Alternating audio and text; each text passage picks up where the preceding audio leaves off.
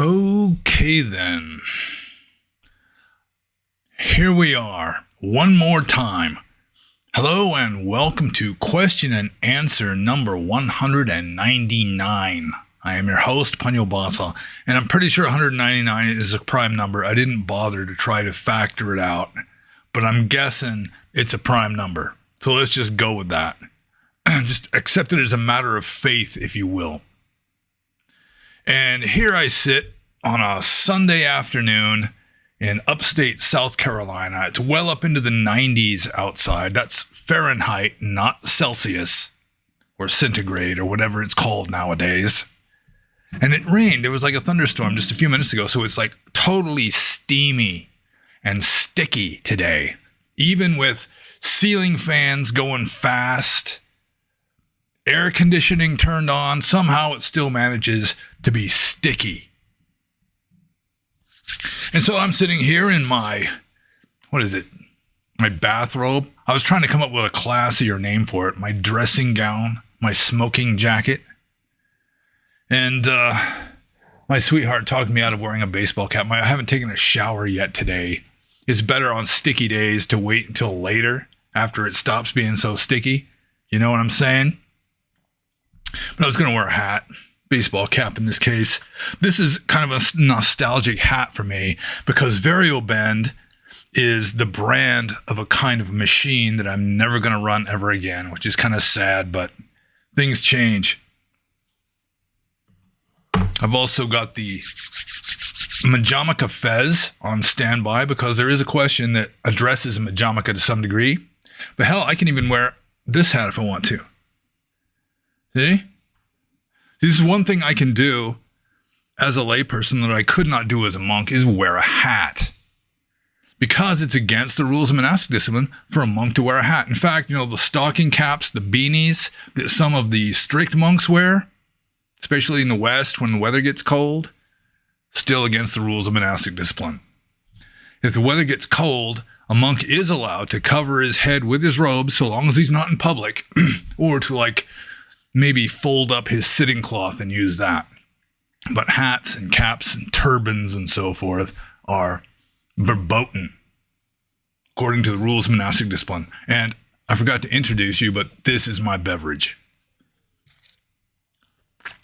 So, I'm taking a gamble here by drinking hot coffee on an already hot day, something I could not do in Burma. Like central Burma during the hot season, if I drank a cup of coffee, I'd be sweating for half an hour. It's just the way it goes. Here it may only be 5 minutes. So, let's see, anything else? I guess the next Q&A, inshallah, is going to be number 200, which is not prime at all, but it's kind of a significant number, I guess, because it's 200. It's got 2 zeros. So I may do a live stream next weekend or whenever the next Q&A comes out. But I'm probably not going to set up an advance notice. So probably around 2 p.m. on Sunday, if you want a live stream of a Q&A, there's a good chance that around 2 p.m. on Sunday, I'll suddenly appear with no advance warning other than the advance warning you are receiving at this moment. So, I guess I should just wade into this after a little bit more ado, because I'm just explaining that I'm in our bedroom right now. I'm not in the usual studio with the fish tank and everything. And it's not because my gold ring Danios apparently have some kind of disease and are dying off one by one. It's not because of that. It's just because it's sort of like a bargaining thing with my wife that I'm going to get the studio on number 200. So I just voluntarily moved into the bedroom because she's busy running around doing stuff. And so, without any further ado for real this time, let's move on. Oh, a little more ado. I completely deleted my microphone software and re-uploaded it. So I hope the audio sounds better this time. I really do. If it doesn't, I'm not sure exactly what I'm going to do next. Fiddle ineptly with the I don't know.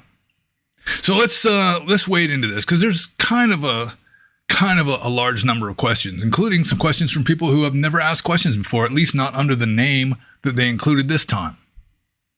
So this is from Master Poe. And before I even get into his questions, he left a comment. It's kind of strange that he watches these Q&A videos. I think he was White Ash Piper before he was Master Poe. And he said in a comment under the previous Q&A video on YouTube, he doesn't believe in karma of any kind. So I said, well, according to Theravada Buddhism, karma is the same as volition. So if you don't believe in karma of any kind, you don't believe in volition either. So then he kind of starts backpedaling a little bit and says he doesn't believe in karma as a kind of moral retribution kind of a deal. But that's just a kind of interpretation people give to it, that it can have that as a kind of side effect, but that's really not what karma is. It's not some moral law of the universe, anything like that. I mean, it kind of can be worked out that way. I mean, it can have effects along those lines that can be interpreted that way. But karma is essentially, as I keep saying on these Q&A videos, the momentum of your mental states. It's like habit energy. Whenever you act through force of habit, that is a very superficial, obvious manifestation of karma. But we don't need to get real metaphysical, because that's not one of the questions. Master Poe's first question is something that I'm really not an authority on. He says, how can we tell the difference between a podling and a normie? And I didn't bother to look up the Urban Dictionary to see what a podling is. I'm sure it wouldn't be in Webster. But I assume a podling is a person who's going along with the whole World Economic Forum stuff of everyone's going to live in a pod. They're not going to own any personal property. They're going to eat bugs, and they're going to be happy. So I assume that's what a podling would be. Someone who's at least willing to move into the pod and start eating bugs, if they are told to do so by the authorities, who, of course, are only looking for the welfare of the many in all this. So, I mean, a normie is just someone who's blue-pilled. So a podling would be a certain kind of normie, I think. I mean, some podlings might be so nutty that they wouldn't even fit into the normie category. They'd be on the fringe somewhere. But a podling is just someone who is willing to do what the government tells them to do, including moving into a pod and eating bugs and not owning anything, and maybe even being happy. You know, Brave New World was a relatively happy place in the Huxley novel. Much happier than 1984. And that really is pretty much what the globalist elite are striving for, is something much more along the lines of Brave New World than 1984. You know, you just get people, you know, it's using more of the carrot than the stick in controlling people. You know, just appeal to their superficiality, their worldly desires and all that. Reward them for behaving like they're supposed to. And you use the stick or the punishment kind of behind the scenes, or you just get the whole group to like gang up on someone who refuses to conform, that kind of thing. So a normie is just anyone who goes along with the mainstream, who thinks that their culture's interpretation of reality, their worldview, is correct without question. They just follow along. That would be a normie. And different cultures have different kinds of normies. Like a Burmese villager, for the most part, is a normie in accordance with Burmese village culture. But they're not really podlings because they have no concept of pods, and they probably only eat bugs every once in a while. Burmese people do eat bugs sometimes. I've eaten my fair share of bugs when I was in Burma. Not like real bugs. I mean, not like members of the insect order Hemiptera, but insects in general. So, let's see here. How can we tell the difference between a podling and a normie? I mean, there's going to be some overlap. Some normies in the West will be podlings also.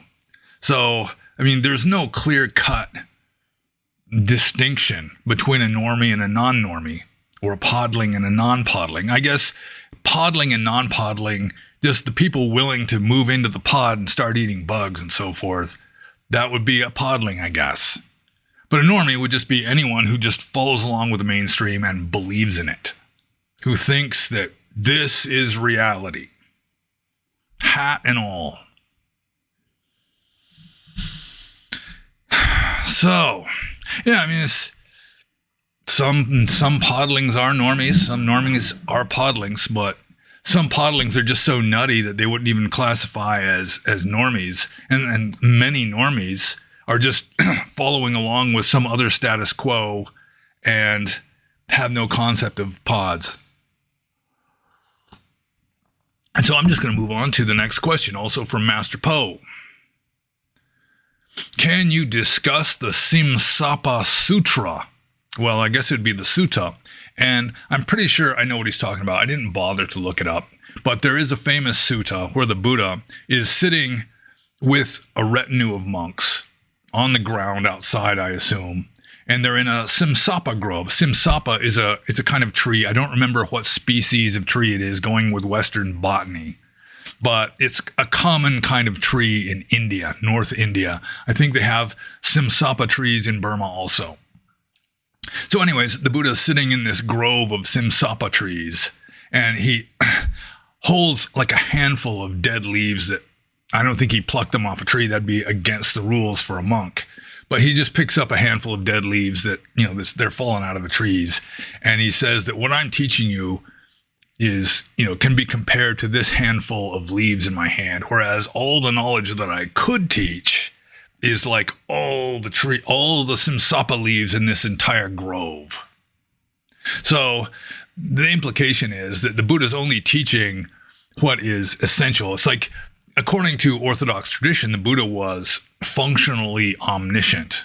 He could know anything he wanted to know, but he was mainly interested in teaching people about, the Four Noble Truths, the unease and the end of unease. Like the Alagad Upama Sutta, the Buddha says, I teach two things, dukkha and the end of dukkha. So getting off into weird metaphysical tangents or talking about what's going on in other countries, which presumably he could have done, talking about what's going on other planets, which presumably, according to the hypothesis, he could have done. But what's the point? I mean, how's that going to help anyone to transcend samsara, to free themselves from the bonds of desire and suffering and delusion and all that? So he's being pragmatic. He just teaches what he thinks will be helpful. And I don't remember if it's in the Simsapa Sutta or whatever the sutta is called. But he does say somewhere, maybe it's in that sutta, that there's a lot of things he could tell them that he knows that would just cause like alarm and dread and wavering of doubt and all sorts of things in them. So, of course, he has to keep his mouth shut about that too.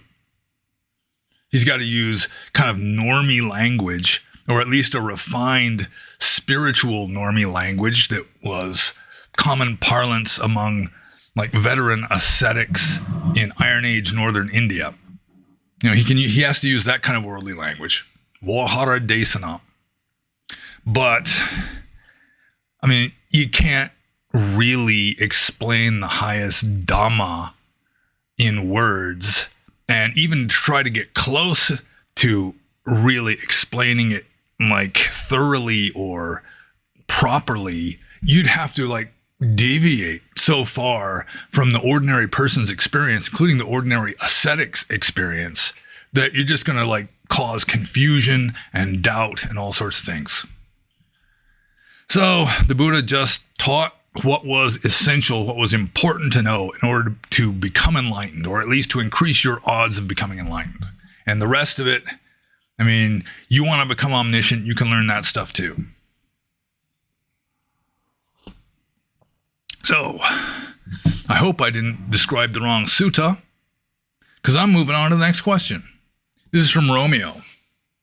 So Romeo says, I realize that this is pretty basic for you and most of your viewers, but can you please break down the concepts of dualism versus non-dualism in as simple and comprehensive a way as possible? And I did consider a few times, like actually doing homework for this and like planning out my answer in advance. But in a way that's kind of cheating. So I'm just gonna take a run at it here. First of all, there's more than one way of interpreting dualism. Like philosophical dualism, at least in some circles, refers to a dualism of mind and matter. That mind and matter are both ultimately real, but they are qualitatively different. And Theravada Buddhism does an even more elaborate version of this.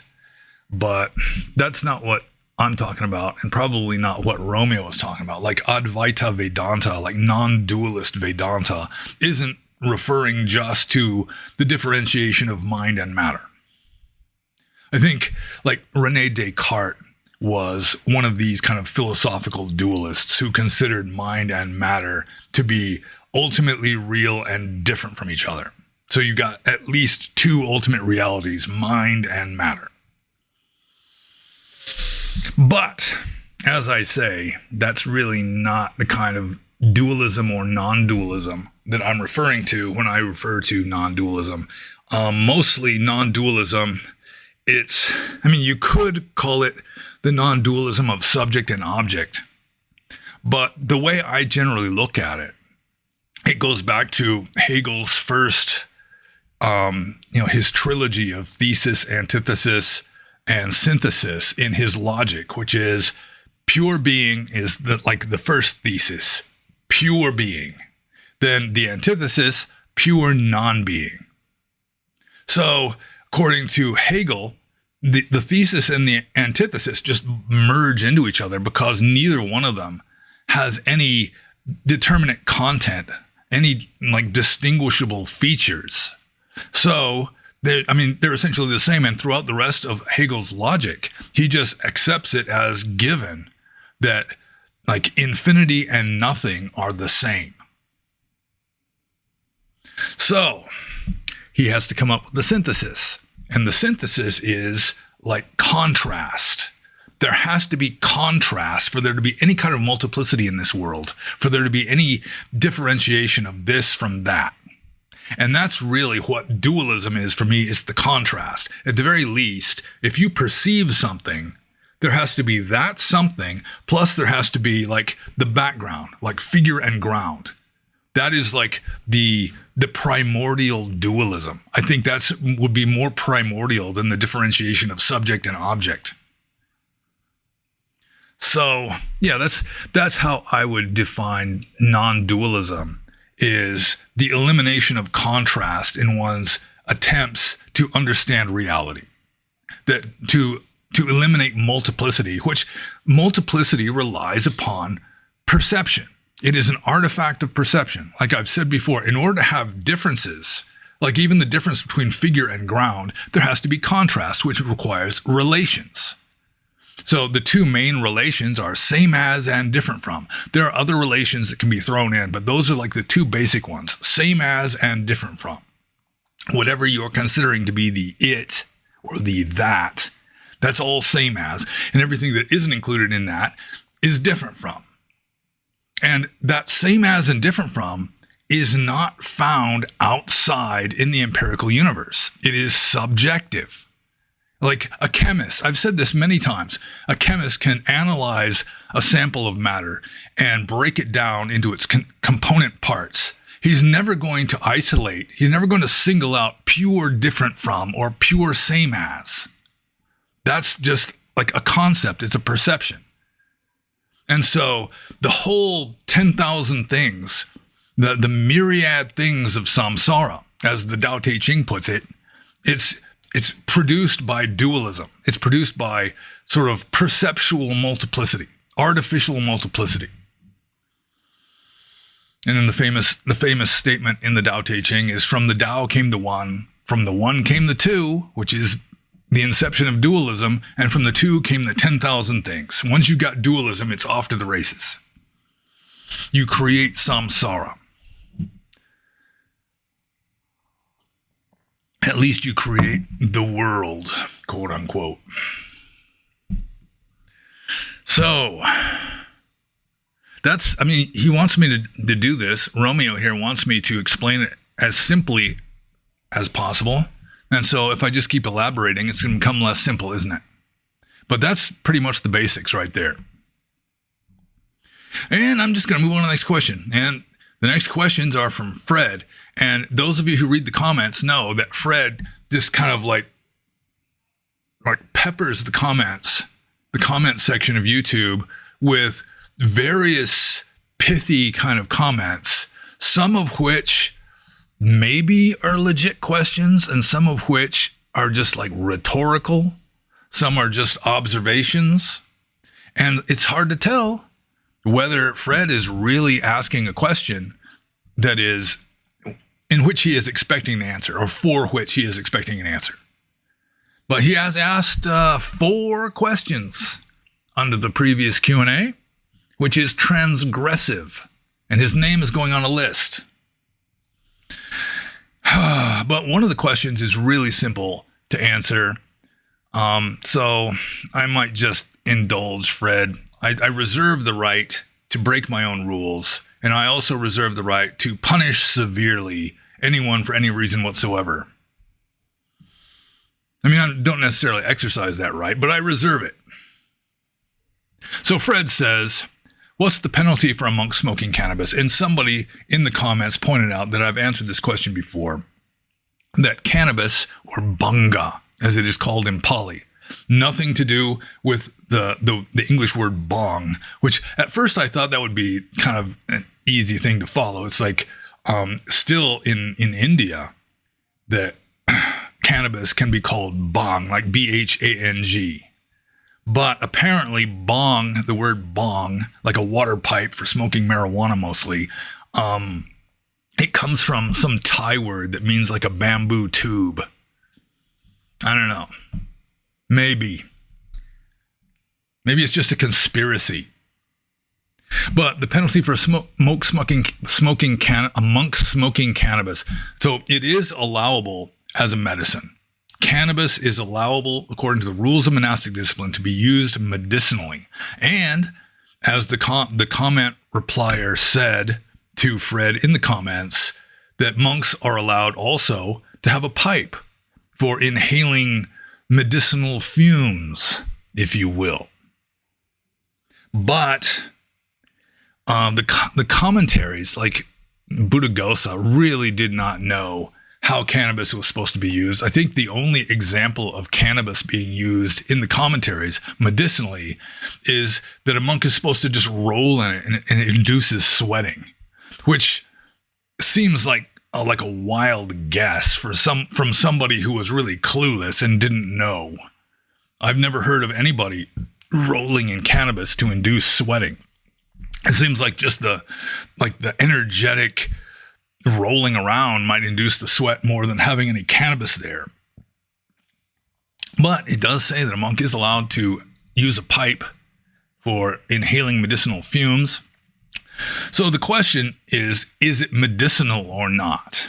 That would be the main thing. So, like, some people would just throw cannabis into the 5th precept for lay people, that just any intoxicant, aside from, the politically correct ones, the acceptable ones like caffeine or even nicotine, like in Thailand, that, it's just 5th precept just rules that out. Although, of course, monks don't necessarily follow the 5 precepts. According to the Patimokkha rules, it just strictly says alcohol. So it's, Majjapana is the word used in the rule of monastic discipline and not the 5th precept, which is intoxicating drink, literally. So it is extremely likely that people were smoking marijuana in northern India for a very long time. The Indo-Europeans, apparently, like the Indo-Aryans who invaded, probably were already smoking the stuff. Scythians, I've read some wild stuff about Scythians, like when a Scythian chief would die, they would build a kind of proto pagoda for him. But then when they would mourn, they'd be like cutting off pieces of ear and just sitting in tents. They have like a bale of cannabis burning in the middle of them. So they'd probably just get blasted out of their minds.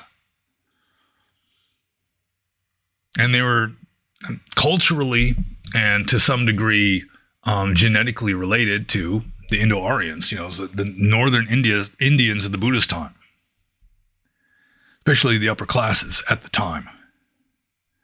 So the penalty for a monk smoking cannabis, according to my interpretation, which is an interpretation I came up with as a monk, is if it's for medicinal purposes, which theoretically could even be caused to reduce stress, that kind of thing. You're all stressed out.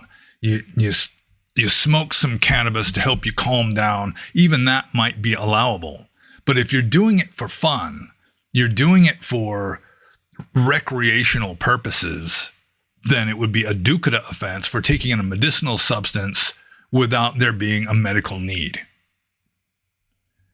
And so as a monk, I consider it to be kind of a borderline case where a monk is smoking cannabis for spiritual reasons. Sort of like taking ayahuasca or psychedelics.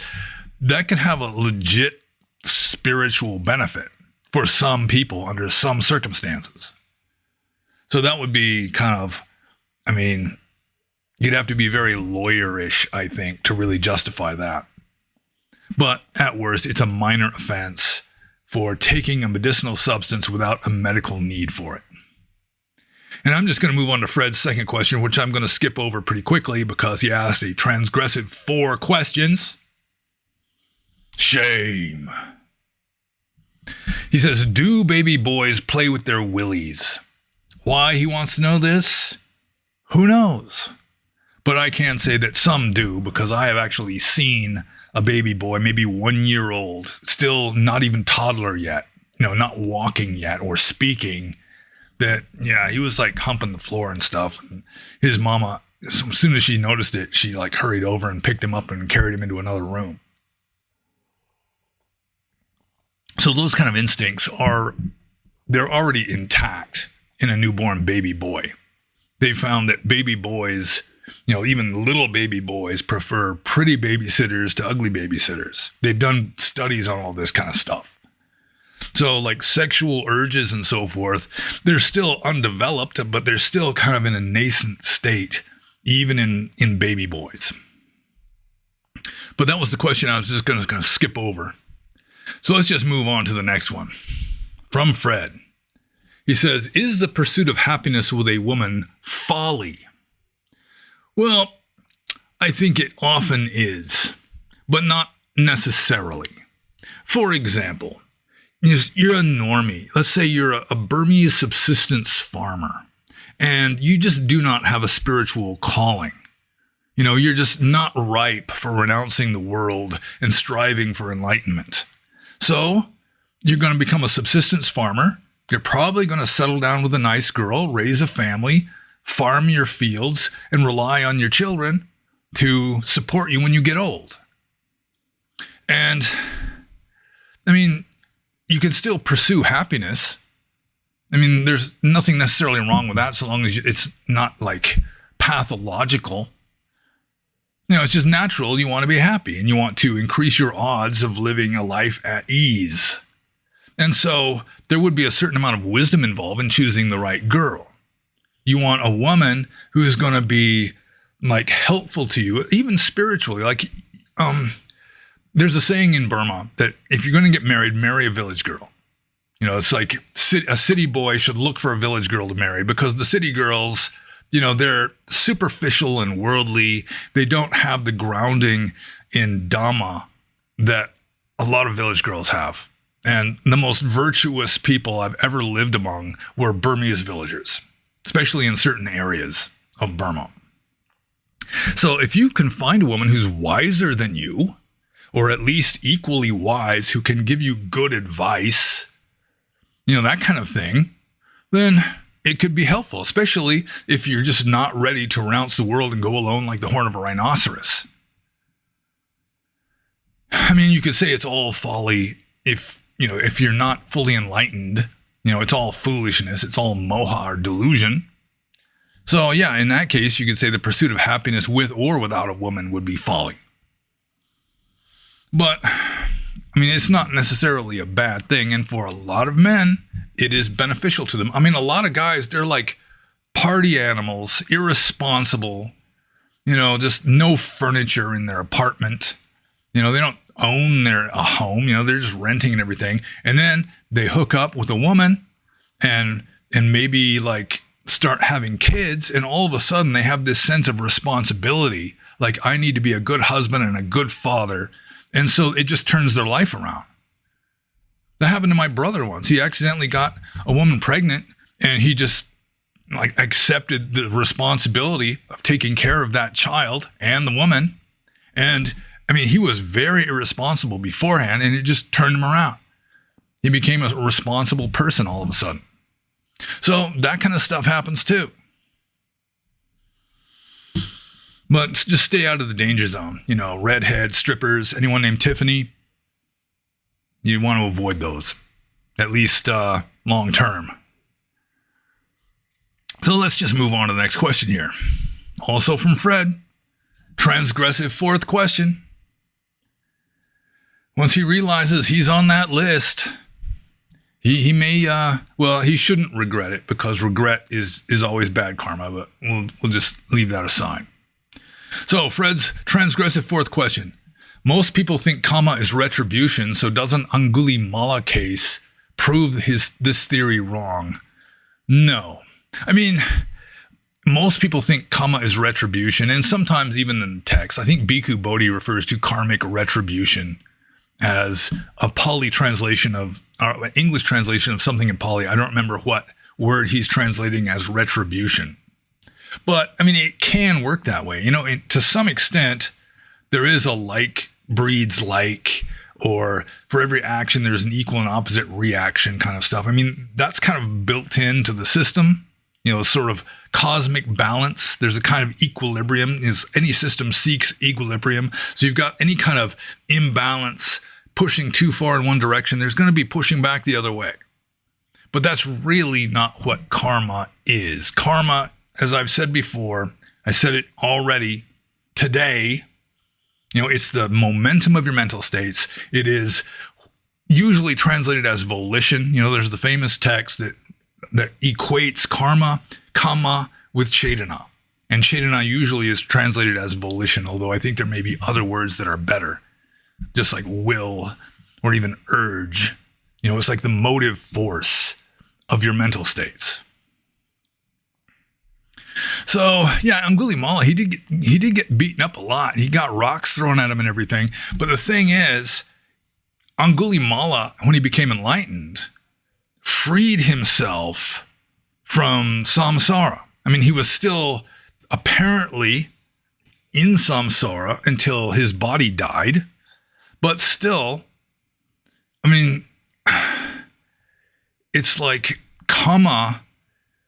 How do I even say this? It's like going with the orthodox interpretation.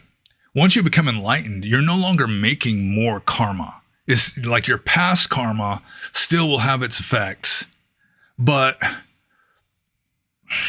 you freed yourself from it. And in Angulimala's case, he was literally a serial killer. He killed lots of people. He tried to kill the Buddha, and then the Buddha kind of converted him and inspired him to, stop being a serial killer.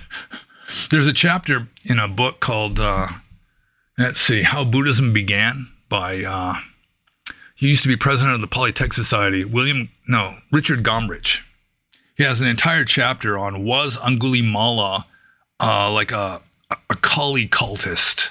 That he was still spiritual. It's just that he had some weird tantric way of practicing it up until he met the Buddha. So that's possible. Angulimala, even according to Orthodox tradition, he had a deep spiritual root. It's just that he got led astray somehow. He had a combination of good and bad karma. Sort of like my father. He wasn't like Angulimala. He wasn't a serial killer. He had killed people before as a soldier in World War II. But he was like like karmically, he was like a bull in a china shop. He had lots of good karma, also lots of bad karma. So Angulimala would be a more exaggerated case of that, I think. So, I mean, karma can be viewed as retribution, although it's not any kind of conscious purpose behind karma. It's just, that's just the way it works out a lot of the time. But Angulimala's case doesn't really prove that theory wrong. You know, he still had lots of problems after he became enlightened. It's just that he was pretty much immune to dukkha at that point, at least to the mental unease. So, I mean, even according to Orthodox tradition, I mean, you're good and you don't have to have absolutely pure karma, just no bad karma at all in order to become enlightened. There's other groups like the Jains believe that. You have to exhaust all your karma in order to become enlightened. The Buddhists don't teach that. You can still have bad karma in your past. Mahamoggallana, he still had the karma of just being literally beaten to a pulp. He was murdered at the end of his life, even though he was not only a fully enlightened being, but he was one of the Buddha's 2 chief disciples. Still, he had this bad karma from a past life, and it worked itself out, according to tradition. So, let's see here. I guess I sort of answered that one. I'm just going to move on to the next one. This is from Cleefy. And Cleefy says, Buddhism for the 21st century. 4 Noble Truths, 5 Precepts, Heart Sutra. What do you think about this structure? Would you add anything? Well, of course I would add something. I mean, what kind of Buddhism is that? You got 4 Noble Truths, 5 Precepts, and the Heart Sutra that is a Mahayana text and not even Theravada. So there'd be 0 like Pali texts in Buddhism for the 21st century. I don't think that's a good idea at all. So just going with like the Orthodox Theravadan interpretation of things, the most important part of Dhamma is the rules of monastic discipline. It's Vinaya. Like according to the legends, when Buddhism gradually disappears from this world, when Dhamma disappears from this world, the last thing to disappear will be the 4 Parajika rules. So long as you still have the 4 Parajika rules, you still have Dhamma in this world. But when those disappear, Dhamma disappears. And then all you can have is Pacceka Buddhas after that until the next Buddha comes along and starts the wheel of Dhamma turning again. So, yeah, I mean, you definitely have to have rules of monastic discipline in the 21st century and might as well keep all of them. No point in saying, well, these ones are obsolete, let's get rid of those. And then you'll have some other group saying, well, these ones are cause microaggressions, we need to get rid of those too. And the next thing you know, you got something that's just silly. So, yeah, 4 Noble Truths would have to be in there. Some interpretation of dependent co-arising ought to be in there because there are texts that say that is just essential to Dhamma, even though almost nobody understands it. Heart Sutra, I mean, I like the Heart Sutra. As Mahayana Buddhist texts go, it is a good one. But still, the Atthakavagga, I would think, would be more important than the Heart Sutra. The Atthakavagga is the largest fragment of archaic Buddhism still in existence, in my opinion.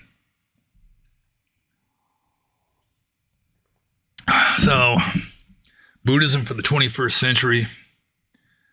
I mean, why change it just because it went from 1999 to 2000? Why change Buddhism because of that? Because the culture has changed? Well, Theravada hasn't really changed all that much since 25 centuries ago. Well, close to 25 centuries ago. I'm starting to feel like Styx Hexenhammer with this hat on, though. It's kind of somewhat resembles a pirate hat. And if any of you know Styx Hexenhammer 666, tell him to get his tooth fixed for all it's holy. I mean, it's just awful. I bet he loses at least as many viewers by just having this snaggle tooth, just broken stump of a tooth up front, than he gets from the pirate hat or just being drunk all the time, wearing clothes with holes in them, hiding out in some apartment in New York City from the police. But getting back to Cleefy's question, Buddhism for the 21st century, I don't see why. I mean, changing a religion to fit a degenerate society or culture is suicidal. It destroys the religion. So you're better off having like a conservative religious tradition that stubbornly refuses to change, so long as it has at least a few followers, than to turn it into something super popular by just like mutilating it and mutating it and turning into something that the founder of the religion himself would not approve of. So that applies to any religion, not just Buddhism, Christianity too. I mean, some religions that are kind of syncretistic, or they kind of evolve over time without like an original founder necessarily. Judaism is like that. Hinduism is like that, where there's not just one founder, but it's just sort of like a joint venture, like a team effort over centuries. Then, yeah, it would make more sense to at least make new additions without necessarily getting rid of any of the old stuff. Unless you just want to make a new religion out of it. So, yeah, I mean, I'm conservative in that regard. With regard to religion, I'm fairly conservative. So, yeah, I wouldn't necessarily change anything just because it went from 1999 to 2000. Or just because Dharma went from Buddhist Asia to scientistic America. Semi-Christian scientistic America.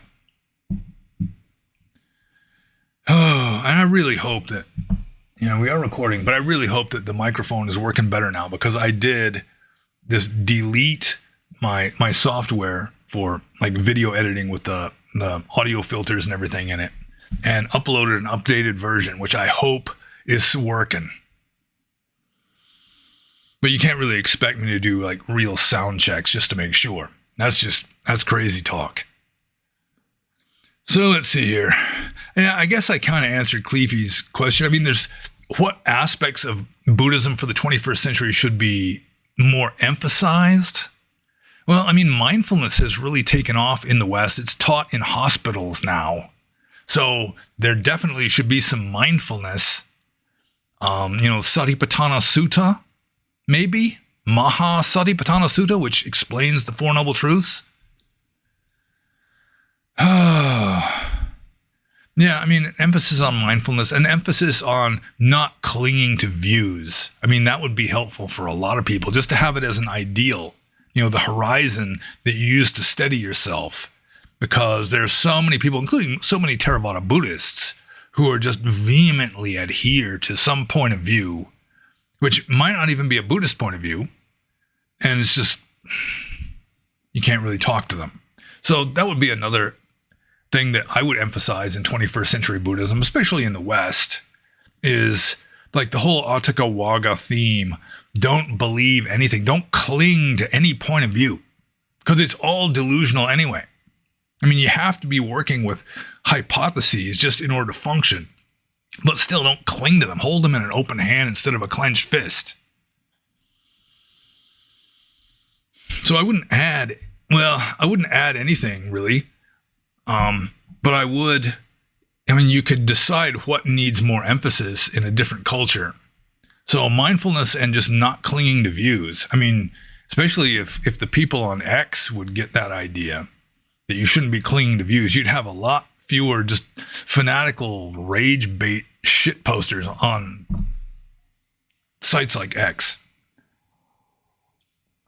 Some of them are just like cynics.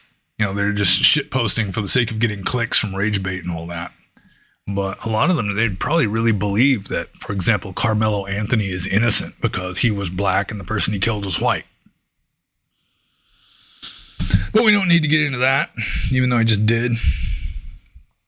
So let's just move on to the next question. This is from Kundru. This is kind of an interesting question.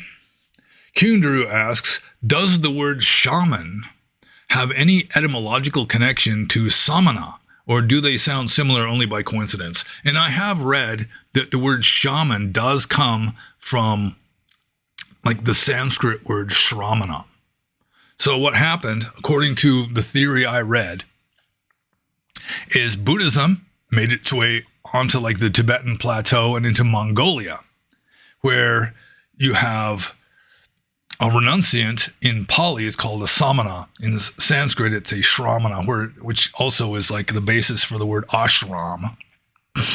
But when it gets out into places like Mongolia that are kind of, outlandish, so to speak, the Buddhism is getting more and more incorporated with like local shamanism, like witch doctor kind of stuff.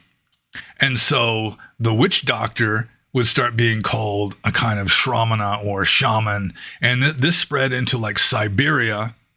And I think that's where the word shaman originally comes from, is like Siberian tribes, Asian Siberian tribes, not, Russian speaking Russians necessarily, but, sort of, distant relatives to the people who crossed the Bering Land Bridge into North America and became American Indians. And like Eskimos.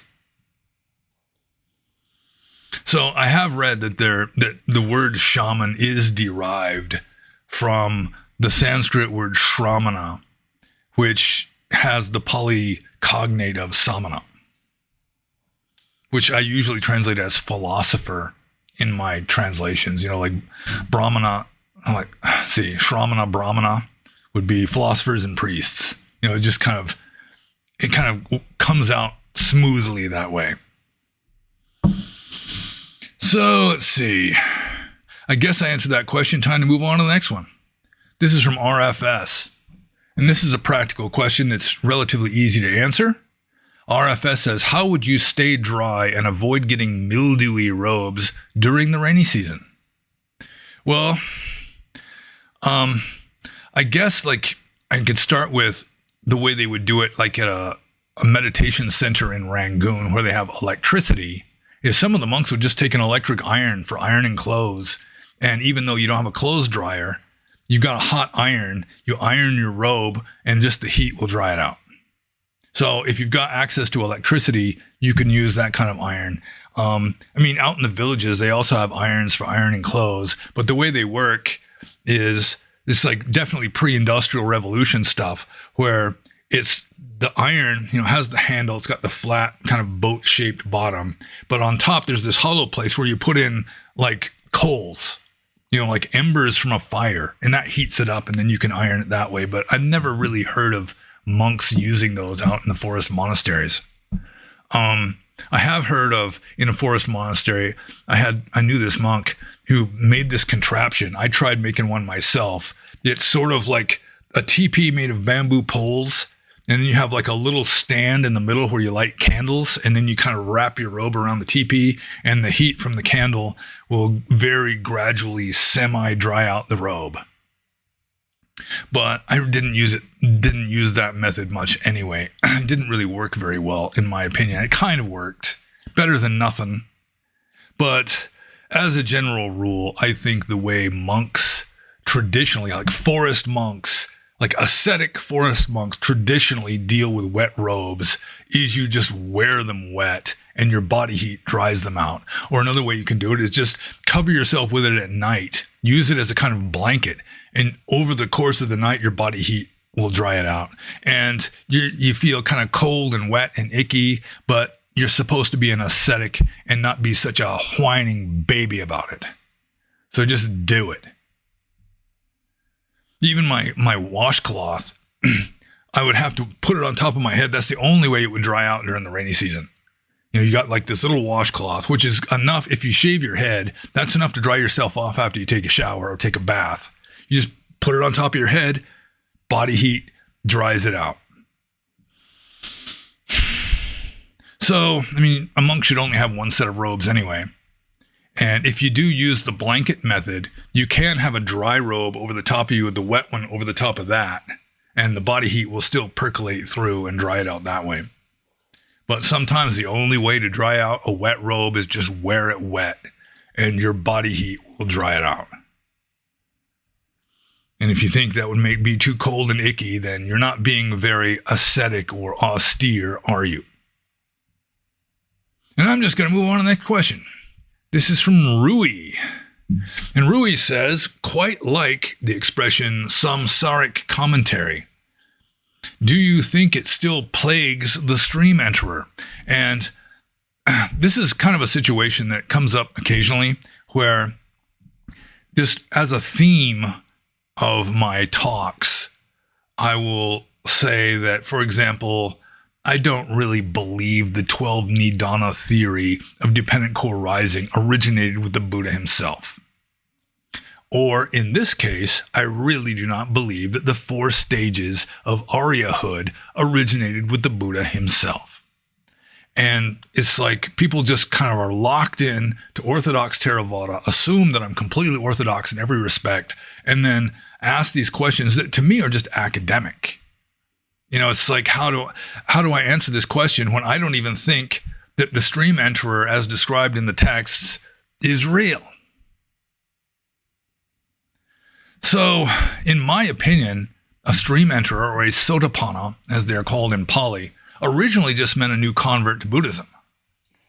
And then they got turned into superhuman beings later on, just like first jhana, which is just elementary correct meditation, got turned into a superhuman mental state by later commentators or later monks because they didn't really understand it.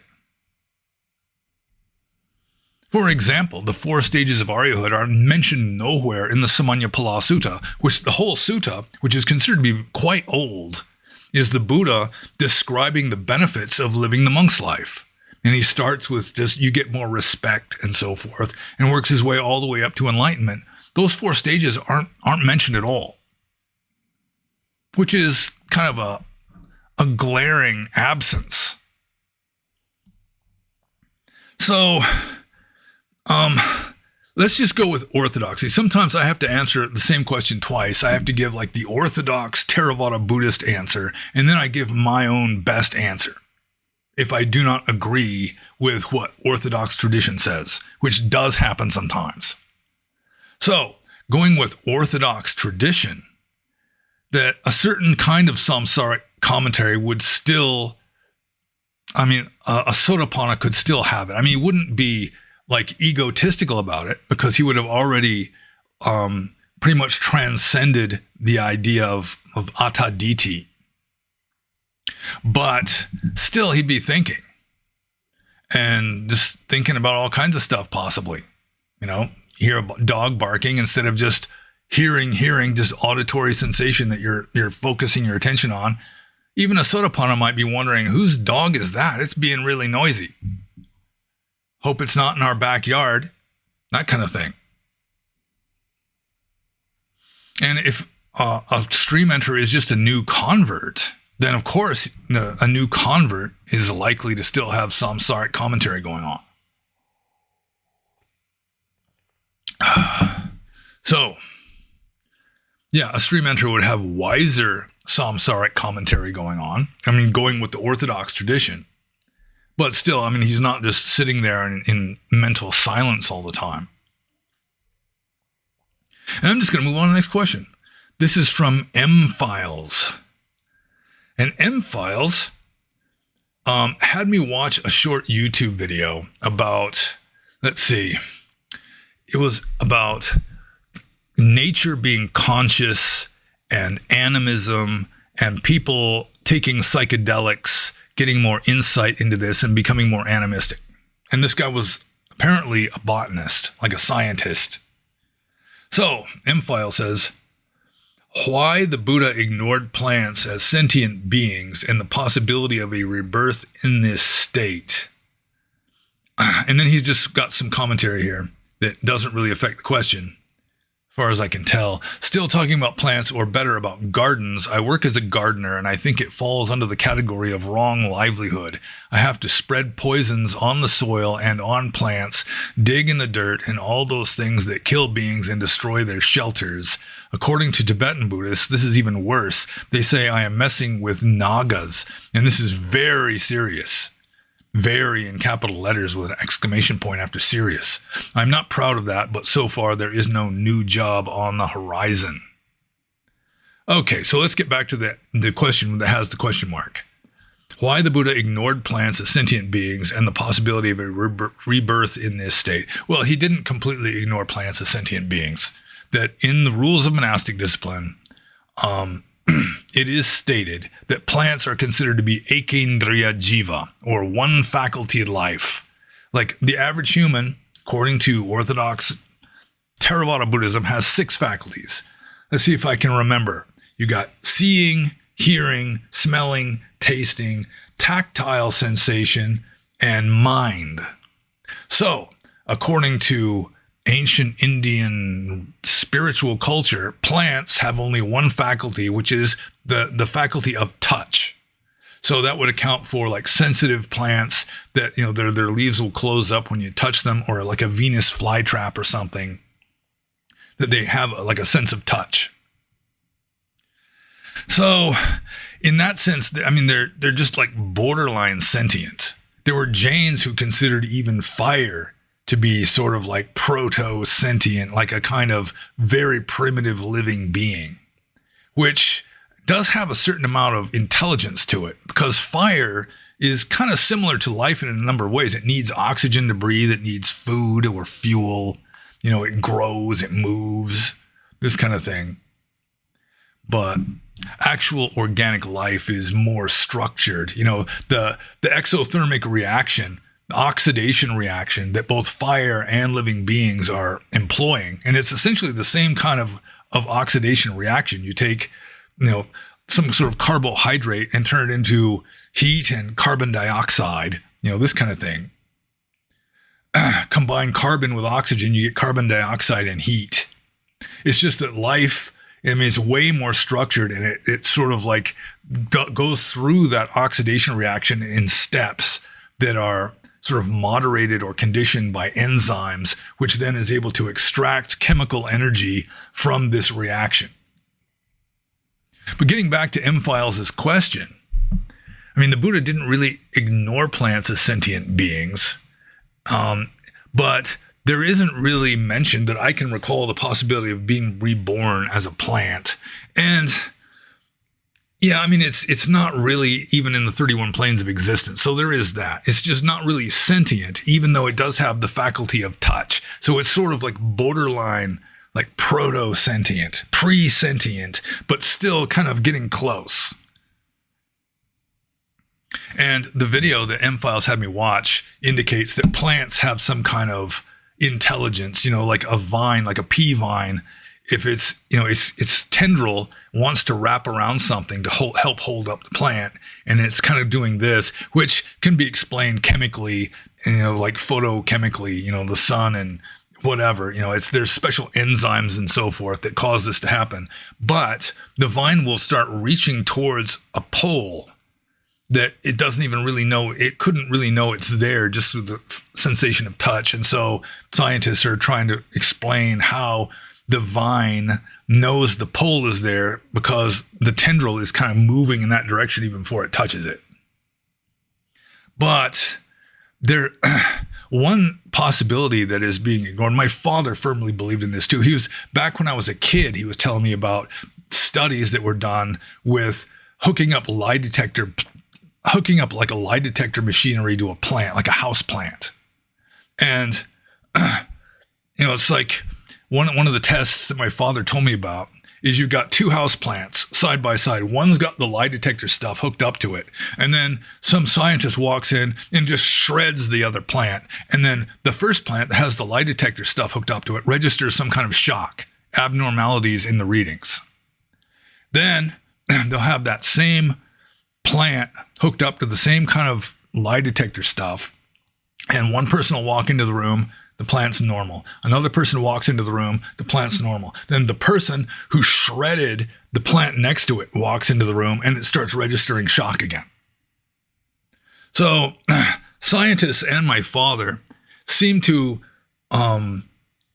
ignore the possibility that that plant could just be acting as a kind of antenna for the expectations of the scientists, that like their own expectations using what could be called parapsychological or paranormal means are actually influencing the outcome of the experiment. Like someone on the Discord server was saying that ants show like self-awareness. And I mean, that's another case of, in my opinion, it's possible. I'm not insisting, but I think it is possible that it's just the scientists are studying these ants. The ants are passing a test that even a gorillas fail sometimes of like seeing a spot and on their face and looking into a mirror, or they look into a mirror, see a spot on their face and know that it's their own face. And so they try and wipe it off. That test has been done on many species of animals and relatively few pass it.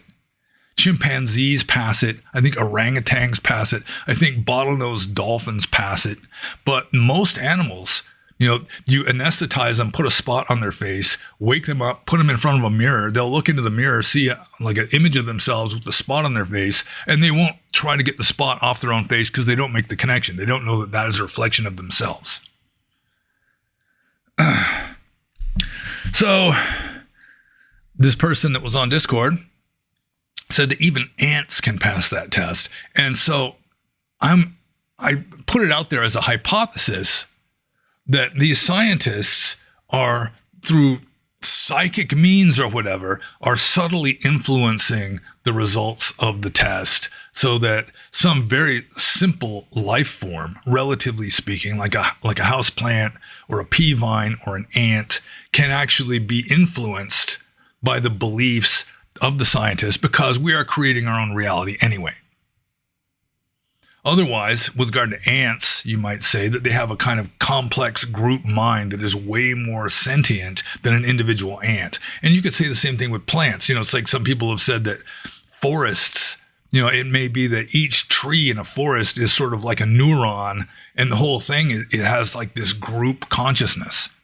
Especially there are some trees that just, like, you can have an entire grove of the like clones of the same tree that are connected at the root level. I can't remember what kind of tree it is, like aspens or something can do that. So it could be that you just have like this higher level of consciousness through a kind of group effort. But an individual pea vine, I would guess that probably there's some like electrochemical explanation for it that does not necessarily include sentience. But I've said it many times, I consider the entire universe to be conscious. That the entire universe is a manifestation of consciousness. Even a hydrogen atom would have like the tiniest primordial spark of consciousness. It doesn't think, it doesn't have ideas, it doesn't have any sense organs. So it doesn't have mental states, but still that consciousness is there, which physicists call energy. I think that could be like a Copernican revolution in science. If somebody is able to come up with some Einstein-like E equals MC squared sort of equation that equates consciousness with energy. So, let's see, why the Buddha ignored plants as sentient beings and the possibility of a rebirth in this state. Theravada, he didn't ignore plants as sentient beings. Apparently, he just did not consider them to be sentient beings, regardless of the YouTube video.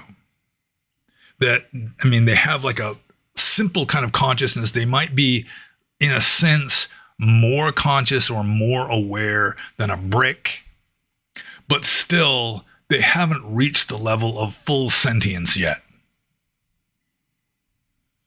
Any more than like a bacterium has. Even though, like a single-celled organism, they have no nervous system whatsoever, but still they can act in seemingly intelligent ways, moving towards light or away from light, or towards a food source, or away from some kind of danger, that kind of thing. But like the electronic door at the grocery store that opens for you when you get close to it, I mean, that's not really sentient. And there's somebody at the door, and I don't know if my wife is even aware of this fact. Just a second. Dee, somebody at the door. Oh, she's in the backyard, completely clueless. So, let's see. Okay, so this first question I think I've answered. Why the Buddha ignored plants as sentient beings and the possibility of rebirth in this state. Yeah, it's definitely not on the 31 planes of existence. Golly. Okay, so M-Files, second question. So this second question actually is more closely related to what M-Files was saying about being a gardener and having to like use pesticides and dig the ground and kill small creatures and so forth. I wouldn't really worry about messing with nagas. I mean, I don't think you're going to have microscopic nagas. You know, they don't, like the embryonic form of a naga or the larval form is not like a nematode worm. And my eye is kind of burning, so I got to wipe it with the drape. The curtain, if you will. Okay. So, are there any ways to mitigate the karma of being a gardener using insecticides and so forth? Maybe I should use the inside liner where it's not as smooth and slippery, and may actually wipe the grease. Now, my wife is waving at me through the window. Oh, okay. She's showing me cucumbers. The neighbors are giving us free cucumbers. I assume that's what she was doing with the cucumbers. Just showing them to me, not insinuating anything. So let's see here. Okay, so M-Files mentioned sort of some of the ethical complications of being a gardener. And that's one reason why monks aren't allowed to grow their own food, because of these very reasons. I mean, a monk isn't even allowed to damage a living plant. So, I mean, one reason why monks are not allowed to damage a living plant is because in ancient northern India, it was believed that plants are ikendriya jiva. They have like a kind of proto-sentience to them. No perceptions. They're not thinking, but still there is like this consciousness there. So let's see here. It doesn't really qualify as wrong livelihood. At least it's not on the standard list of, farming, especially if you're just farming plants. I mean, in the Buddhist time, the society was largely agrarian.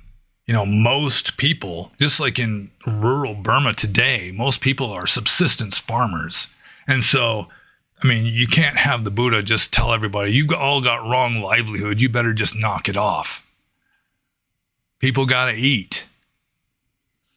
So, Buddhism kind of tossed a bone to the subsistence farmers and kind of gave them the nod to continue subsistence farming, seems to me. Even though, I mean, back then you didn't really have pesticides. You know, you might have farmers out there, picking bugs off their plants or something. But, I mean, they didn't have real, I keep wanting to mention the name of Roundup. They didn't have Roundup yet. They still dug the ground, but they weren't digging the ground in order to cut worms in half. You know, so I mean that's not really an ethical problem. So long as you're doing something accidentally, it's not deliberate, and so you're not making bad karma by doing it. So, I mean, if you want to mitigate the karma, what unskillful karma you are getting by being a gardener, I mean, first of all, be mindful. I mean, that's the panacea. It cures all ills. Mindfulness does. Because, as I keep saying over and over and over, the mechanical action of a deed is ethically neutral. There is no positive or negative to just a mechanical deed, just mechanical actions. What creates the karma, what determines whether what you do is skillful or unskillful, ethical or unethical, is your mental states. So long as you're being mindful, then your mental states are going to be neutral. So, I mean, that's one of the first things you can do. I mean, it's going to attenuate your karma anyway. But I mean, also, so long as you don't have any ill will towards like the insects that you are killing, then, I mean, that definitely mitigates the karma also. You're not motivated by hatred or desire to kill enemies, anything like that. So the bad karma, the unskillfulness, the ethical unskillfulness of gardening is relatively minor, it seems to me. So long as you're not killing rats, something like that. When you're getting up into like killing large animals, then yeah, I mean, it gets worse. But still, I mean, just using insecticides and digging the ground, that kind of thing, it's fairly minor akusala karma that you would be acquiring, even if you're not being particularly mindful. But the more mindful you are, the less of that karma you are acquiring.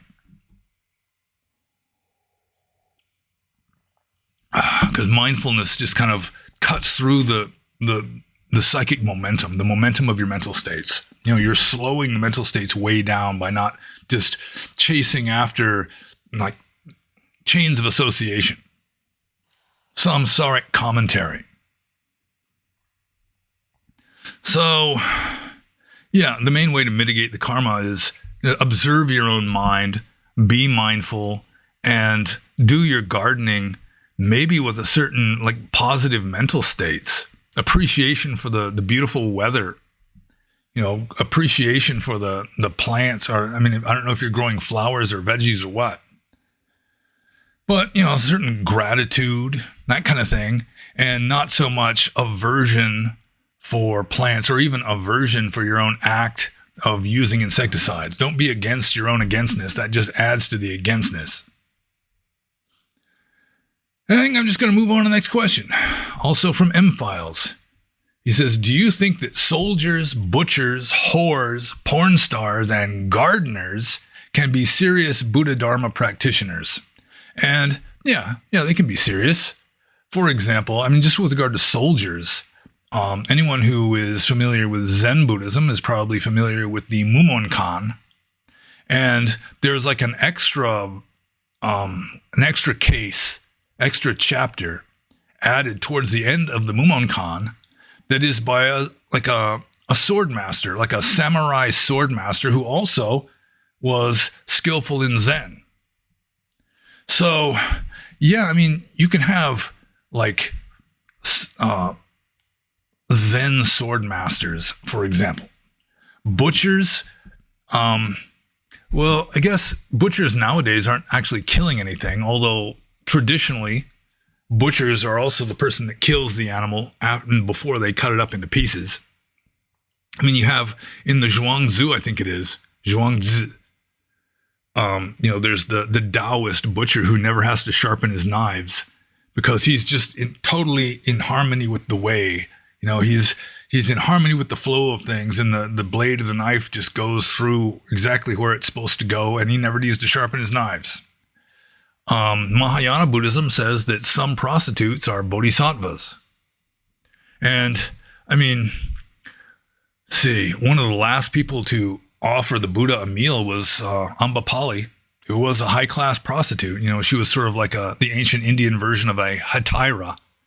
You know, she was an expensive prostitute who offered the Buddha one of his last meals, and then she didn't stay being a prostitute, but I guess the Buddha inspired her to live a more dharmic life, and so she became a nun and eventually became enlightened. But then there's Angulimala, who was a serial killer who also became enlightened. Porn stars, I knew one guy who was a serious Tibetan practitioner who had previously been in porn movies.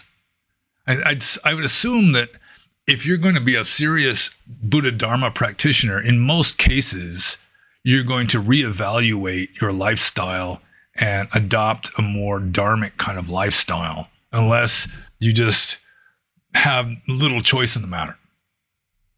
Like a whore who's like a slave. She has no choice in the matter. She has to be a prostitute. Maybe she was sold by her parents to a brothel when she was a child. That happens in certain parts of this world. Or in the past, you just had slave girls who just had to do their master's bidding, no matter how naughty that bidding was. Now, somebody like that, or suddenly I got this idea. Like if you read Dostoevsky's Crime and Punishment, one of his great masterpiece novels, the most Christ-like person in the entire novel is Sonia the prostitute.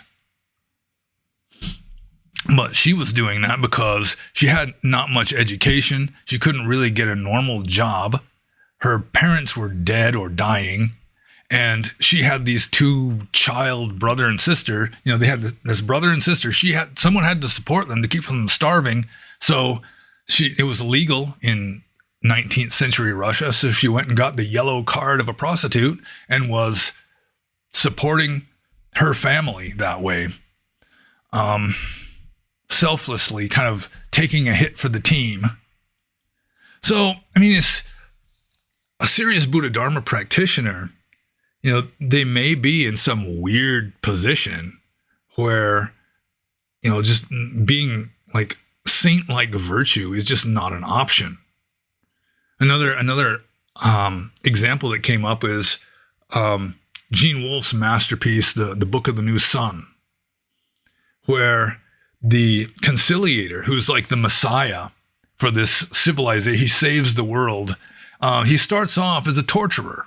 He was born into it. It's like pregnant women who are going to be tortured by this guild of torturers. They're allowed to have the child before they get tortured to death. And then the child, if he's a boy, gets just initiated into the guild of torturers. That's how they replace themselves. So he started off as a torturer, and then later on, he becomes like the Messiah. But that's just kind of a fiction, kind of a fantasy, I suppose. But there is some wisdom to that. The representative of the human race should represent the entirety of the human race, the full spectrum, from saintliness to the opposite of saintliness. So do I think that soldiers, butchers, whores, porn stars, and gardeners can be serious Buddha Dharma practitioners? Although most of them aren't, I think it is possible. Damn near anything is possible. So, yeah, I do think it is possible. But especially the porn stars, I think they might choose a different livelihood once that they've made up their mind to be a serious Buddha Dharma practitioner. Some of the Buddhist, lay supporters were soldiers. You can't become a monk if you're a soldier. You got to get discharged. You have to get your honorable discharge or whatever before you can become a monk. But still. Let's see here. Let's just move on to the next question, shall we? This is from PSA. And I do hope that the sound quality is better in this video. I really do.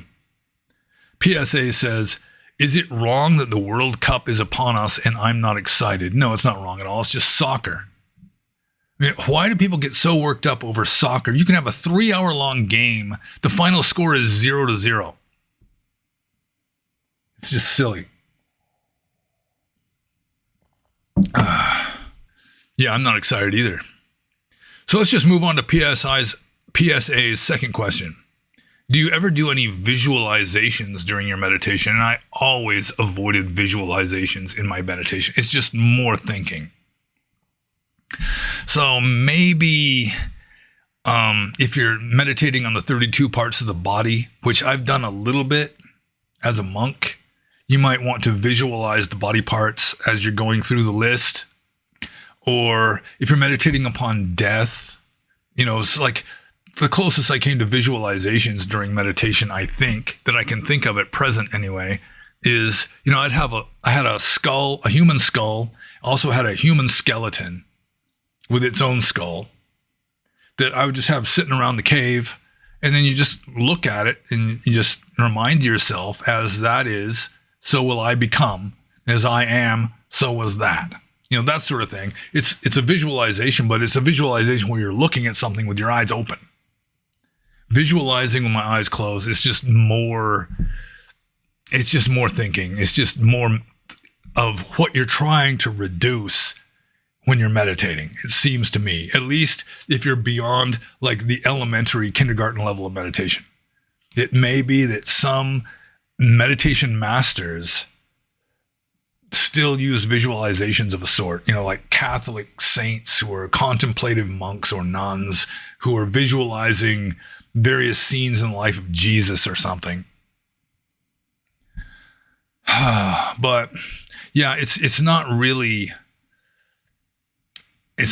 heavily emphasized in Theravada Buddhism. I mean, if you're doing kasina meditation, according to the instructions in the Visuddhimagga, you meditate on the red circle until you can see it with your eyes closed, and then you're like expanding and contracting and sort of, modifying the circle. But my wife is just right outside the window and she's walking around doing stuff, and it's kind of distracting me. I've got wife dar. Let's see. Do you ever do any visualizations during your meditation? Yeah, it's just something I've never really liked. Just like I've never liked guided meditations either. Somebody telling me what to think, I've just never really liked that. So, yeah, especially lately, no. And my eyes, now it's the other eye that's burning. I've got this condition. I've got like a seborrheic skin type. I've got oily skin, and my eyelid oil, if it gets into like the corner of my eye, it starts to burn, especially if I haven't like taken a shower all day or it's just hot and sweaty. It happens, especially later on in the day. So that's what's happening. Let's see. Okay, so I already answered that. Let's move on to PSA's third question. Is speaking hyperbolically a violation of samavaccha? It depends on the circumstances, I think. Hyperbolically means exaggerating, essentially. So if you're exaggerating, are you deliberately trying to deceive someone through the exaggeration? Then, if so, you're lying. If you're exaggerating what a piece of shit somebody is behind their back for the sake of causing someone to dislike them even more by sort of exaggerating the case against them, that would be pisunavacha, and of course that would be wrong speech also. Or if you're exaggerating someone's shittiness to their face, that would be parusavacha, like abusive speech. You're doing it deliberately to make them feel bad. Then that would also be, that kind of exaggeration also would classify as wrong speech. But if you're just telling a story and just with confused mindfulness, you exaggerate something, which people do sometimes, then it wouldn't technically qualify as musavada or wrong speech. But it depends on your mental states. And then really anything you do with negative mental states is going to be negative. Anything you do with positive mental states is going to be positive. So, I guess you could exaggerate positively and still be kind of lying. So I guess there's that. It's like some coworker asks, "Do you like my new hairstyle?" And it looks ridiculous, but you don't want to tell them it looks ridiculous. Like, "Oh, it looks nice." Looks real nice. You just exaggerate, Then, yeah, that could still qualify as lying, even though it's a white lie. But just exaggerating, like in a joke, or if you're not really trying to deceive anybody, just you got confused mindfulness, and it's just this natural human impulse to exaggerate. You're not even fully aware you're exaggerating until maybe you're like almost finished with the sentence. You're aware of it as it's coming out your mouth. Just, hey, wait a minute, that's not exactly true. Then technically that would not qualify as lying or any other kind of wrong speech. And now I'm going to move on to the next question. This is from Julia. And Julia says, or unless maybe it's Yulia, maybe she comes from a country where J is pronounced like Y. Julia or Yulia says, I would like to ask your opinion on the texts below. And the first is a Kabbalistic text. It's Kabbalah. And the quote is, quote, perceiving and the perceived are realized in union, but there is no point at which they come together. They were never apart in the first place.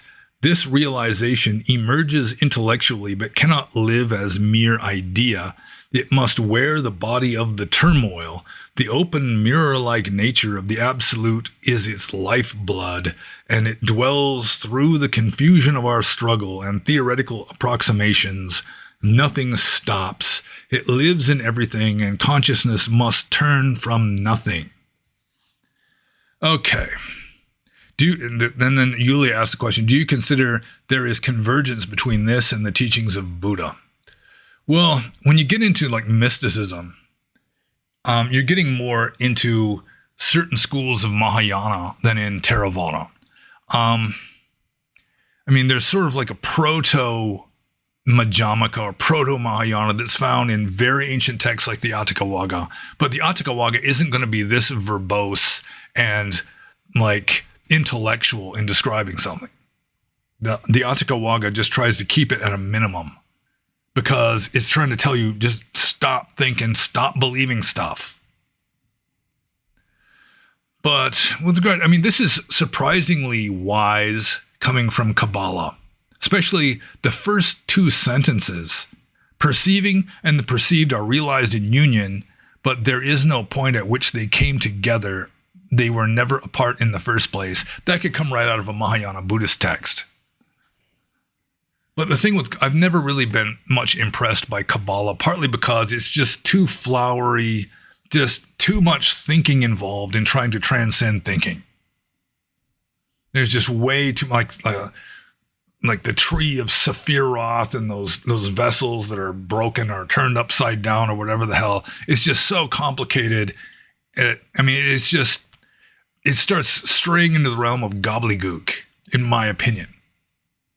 If you are interested in mysticism, unless maybe you're an Orthodox Jew, there are better systems for getting to the heart of it, it seems to me.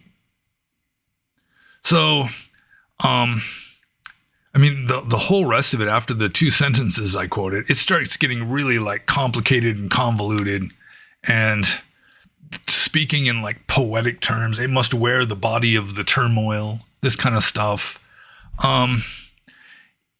Maybe in Mahayana poetry, Theravada is way drier than this, more no nonsense than this in most respects. I mean, by no nonsense, I just mean this kind of stripping away the unnecessary like convolutions and, flowery embellishments and so forth.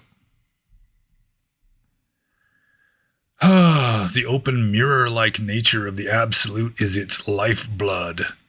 Yeah, I mean, you can say that this is, in a way, it's kind of like a flowery, verbose approximation of some relatively advanced Buddhist mysticism.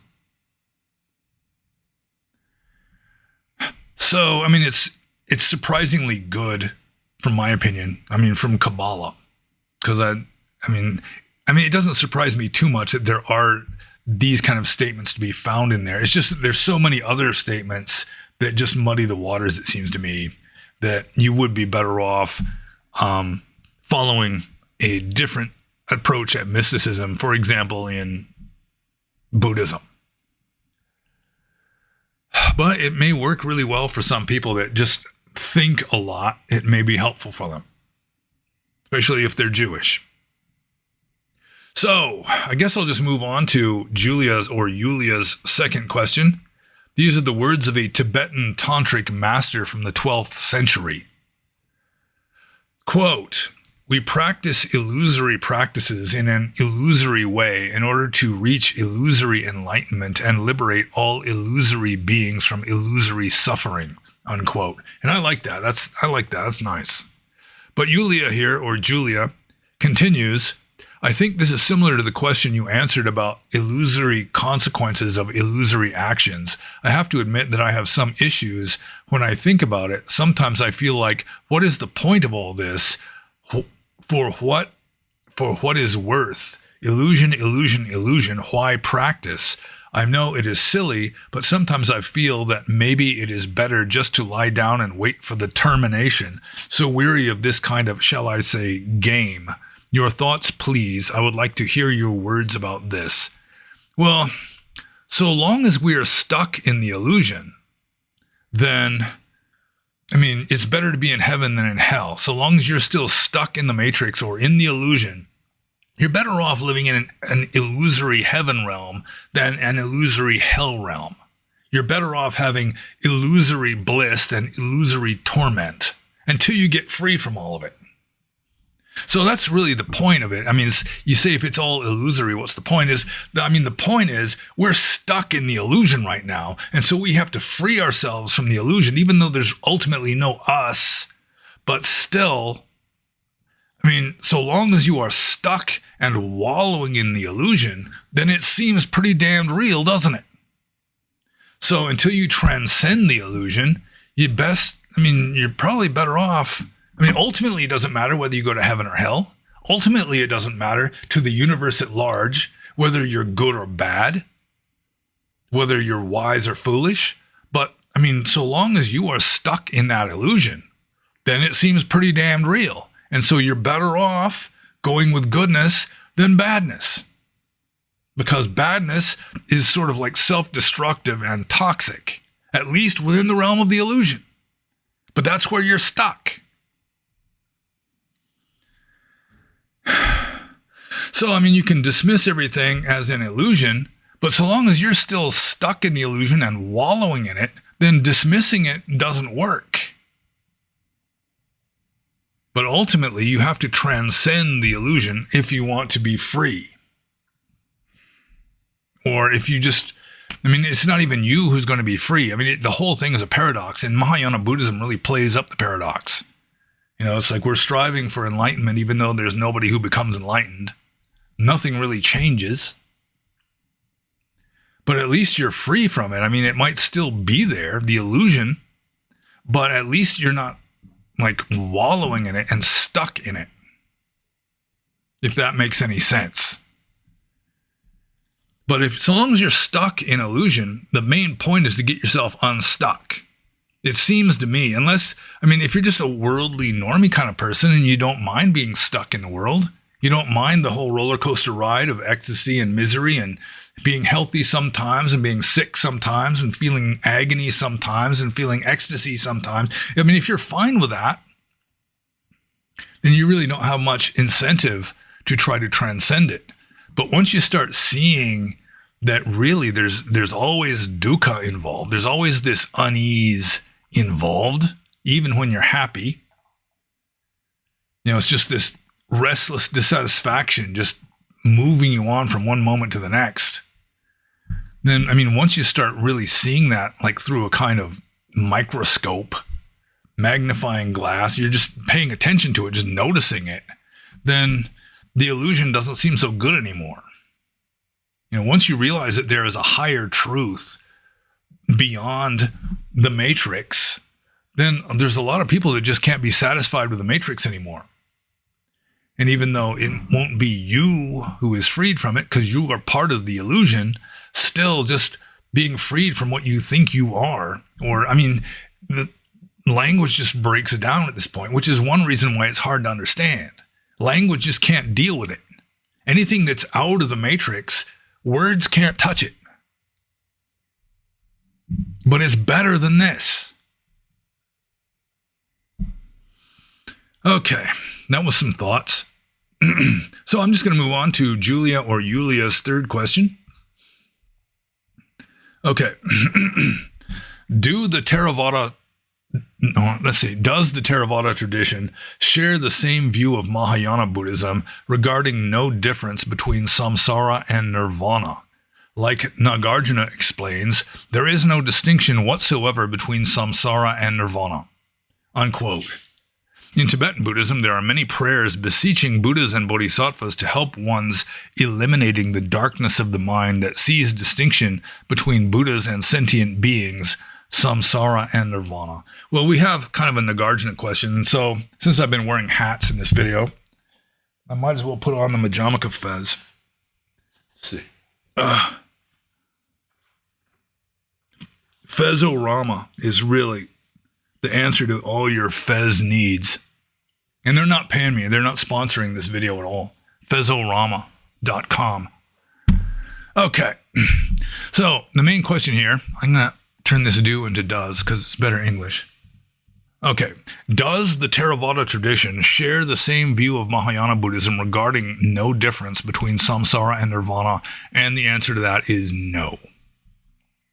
And this is another one of those questions where, to some degree, I have to adopt two different points of view and answer the same question twice, because my understanding of the case is different from Orthodox Theravada tradition. In Orthodox Theravada tradition, you've got Abhidhamma, and the Abhidhamma scholars, bless their hearts, have got nirvana and samsara at the same level of reality. That you've got 4 ultimate realities. 2 of these ultimate realities are divided up into parts and into various sub-realities, but you've got basically 4 ultimate realities. You've got mind, you've got matter, you've got mental states, which is different from mind, and then you've got nirvana or nibbana. And so nibbana ultimately isn't any more real than Earth's element or like wrong view, perception. Even perception and wrong view are considered to be different from each other. Nose sensitivity, nirvana or nibbana, is no more real than nose sensitivity. And it's just, how did they come up with this stuff? I think it's partly just they were intellectually locked into a 2-dimensional plane for understanding reality and describing it. So they couldn't have nibbana at a higher level because they just didn't have higher levels. That's my best guess at why the Abhidhamma scholars have nibbana as no more real than nose sensitivity. The sense of smell, or water element, or whatever. The space between 2 atoms is ultimately real, no less ultimately real than nibbana itself. And that's one reason why Westerners capable of critical thought really have very little use for Abhidhamma. I mean, it's good to at least be literate in what your tradition teaches so that you'll know what it is you're rejecting. But yeah, Abhidhamma is, most Western monks, probably 70%, just have no use for it at all. And it's pretty obviously wasn't taught by the Buddha. So you got Theravada tradition, and then you've got what the Buddha actually taught, and they're not exactly the same. So Julia says, Nagarjuna explains, quote, there is no distinction whatsoever between samsara and nirvana. And I can accept that. That's one way that I am not an Orthodox Theravada Buddhist. It's one of the ways in which I accept Mahayana philosophy in this regard more than Theravada, Orthodox Theravada. And so the one example I give repeatedly is the coffee cup. Maybe this would qualify more as a mug than a cup. Let's just call it a cup, shall we? So what is this a cup or is this porcelain? Well, it's both, isn't it? Porcelain is the substance of it. Cup is the form of it. You take away the cup, the porcelain is gone. You take away the porcelain, the cup is gone. They're exactly the same, even though cup and porcelain are not synonyms. So it violates the laws of thought, like the Aristotelian laws of thought, because this is A and not A simultaneously. It's porcelain and cup at the same time, even though porcelain and cup are not synonymous. So that's how I understand samsara and nirvana. That samsara is the essence of reality, whereas samsara is like constructed forms or perceived forms. So, it's like another example I give is water and waves. And usually I use that analogy not with nirvana and samsara, but with consciousness and mental states. That consciousness is like water, and mental states like perceptions and volitions are like waves on the surface of the water. But you could say the same thing about nirvana and samsara. And in a way, it's the same thing because, there are suttas out there that imply that nirvana is infinite formless consciousness. And mental states are just like waves on the surface of this infinite formless consciousness. So it's formless, but still you have perception or delusion creating these differences. And so this aspect is, it takes this form, that aspect takes that form. It's really hard to explain. Human languages just were not developed for this kind of thing. Human languages were developed for saying what you want to have for dinner. Telling somebody that, there's game to be hunted over in the other valley, that it might rain tomorrow. That kind of thing. But when you're trying to talk about ultimate reality, which words can't even touch, it's an exercise in futility. It can be quite frustrating. But I can accept the idea that there is no distinction whatsoever between samsara and nirvana. You get rid of distinctions and it just all merges into the same sameness anyway, the same this. But samsara is like perceived forms of nirvana. That pure ultimate, like porcelain would be different from this cup, but still. That porcelain itself, just setting aside molecular structure or whatever. Porcelain is just a formless concept. It could adopt any form. Pure consciousness is also just kind of it's formless, and like mental states would be like distinct forms of that consciousness. And so, in a way, you could say that the objects of the world are like distinct forms, artificially created illusory forms of the essence of nirvana. Or God. Like a lot of pantheistic types would just consider, all the 10,000 things of samsara to just be various manifestations of God. Or the absolute with a capital A. So I see it like that. I do not consider nirvana to be just some distinct ultimate reality on this list of, ultimately you divide up all the ultimate realities. If I remember correctly, Abhidhamma has 128 ultimate realities, with Nibbana just being one of them. And I just cannot buy that at all. I got no use for that whatsoever. So, it's like essence and form. Essence would correspond to consciousness or to nirvana, nibbana. Form would correspond to mental states or just the multiplicity of the world. And that's really what the multiplicity of the world is. It's an artifact of perception. It's an artifact of mental states. So it's the same difference. Mind and mental states, or nirvana and samsara, it's really the same. The same distinction, same difference.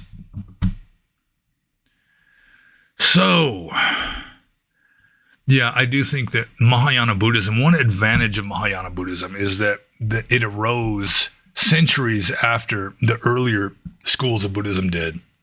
And philosophy and logic had become more sophisticated so that people were able to think at more than one level of reality at the same time. There's just different levels that, there's a kind of rudimentary understanding of that in Theravada, but it did not benefit the Abhidhamma scholars much at all.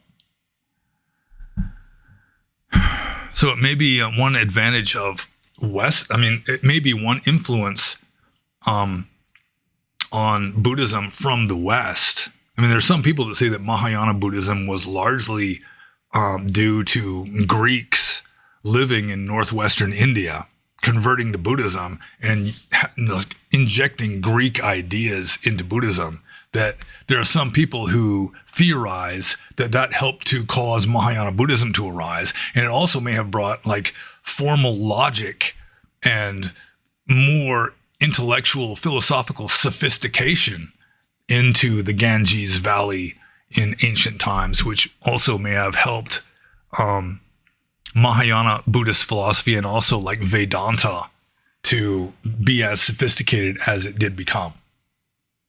So I am kind of sorry that the Greeks kind of influenced Mahayana Buddhism, but that's just the way it is. There's no need to be sorry. And I think I've answered that question. So I'm just going to move on to the next question. This is from Cherzaskaziz.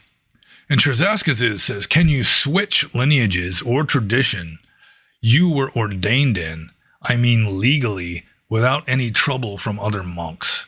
It depends on the lineages and traditions. I mean, to switch from like a major tradition like Theravada to Mahayana or vice versa, you know, from Zen to Pure Land or something, I mean, you may have to be reordained for that.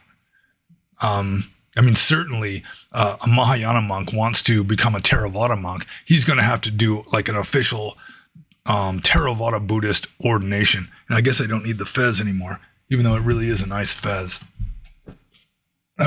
Just fell to the ground. Okay. Yeah, that's kind of nice. Put the fez on top of the cowboy hat. It's like a whole new effect. This is kind of nice. I got to put this on for a second. It's kind of, it turns into sort of like a pilgrim hat, Solomon Kane or something. But anyways, yeah, a Mahayana Buddhist wanting to become a Theravada monk, he'd have to be reordained, and he would be like a new monk with zero seniority on his ordination day. Within like Theravada, then you've got different lineages and traditions, and it depends on the situation. Like in Thailand, notoriously, you've got two main sects of Theravada Buddhism, like monastic ordination traditions. You've got the Dhammayut and you've got the Mahanikaya. Mahanikaya is most monks in Thailand. Dhammayut is like a stricter, more elite kind of tradition. And the Dhammayut consider only Dhammayut monks to be real monks.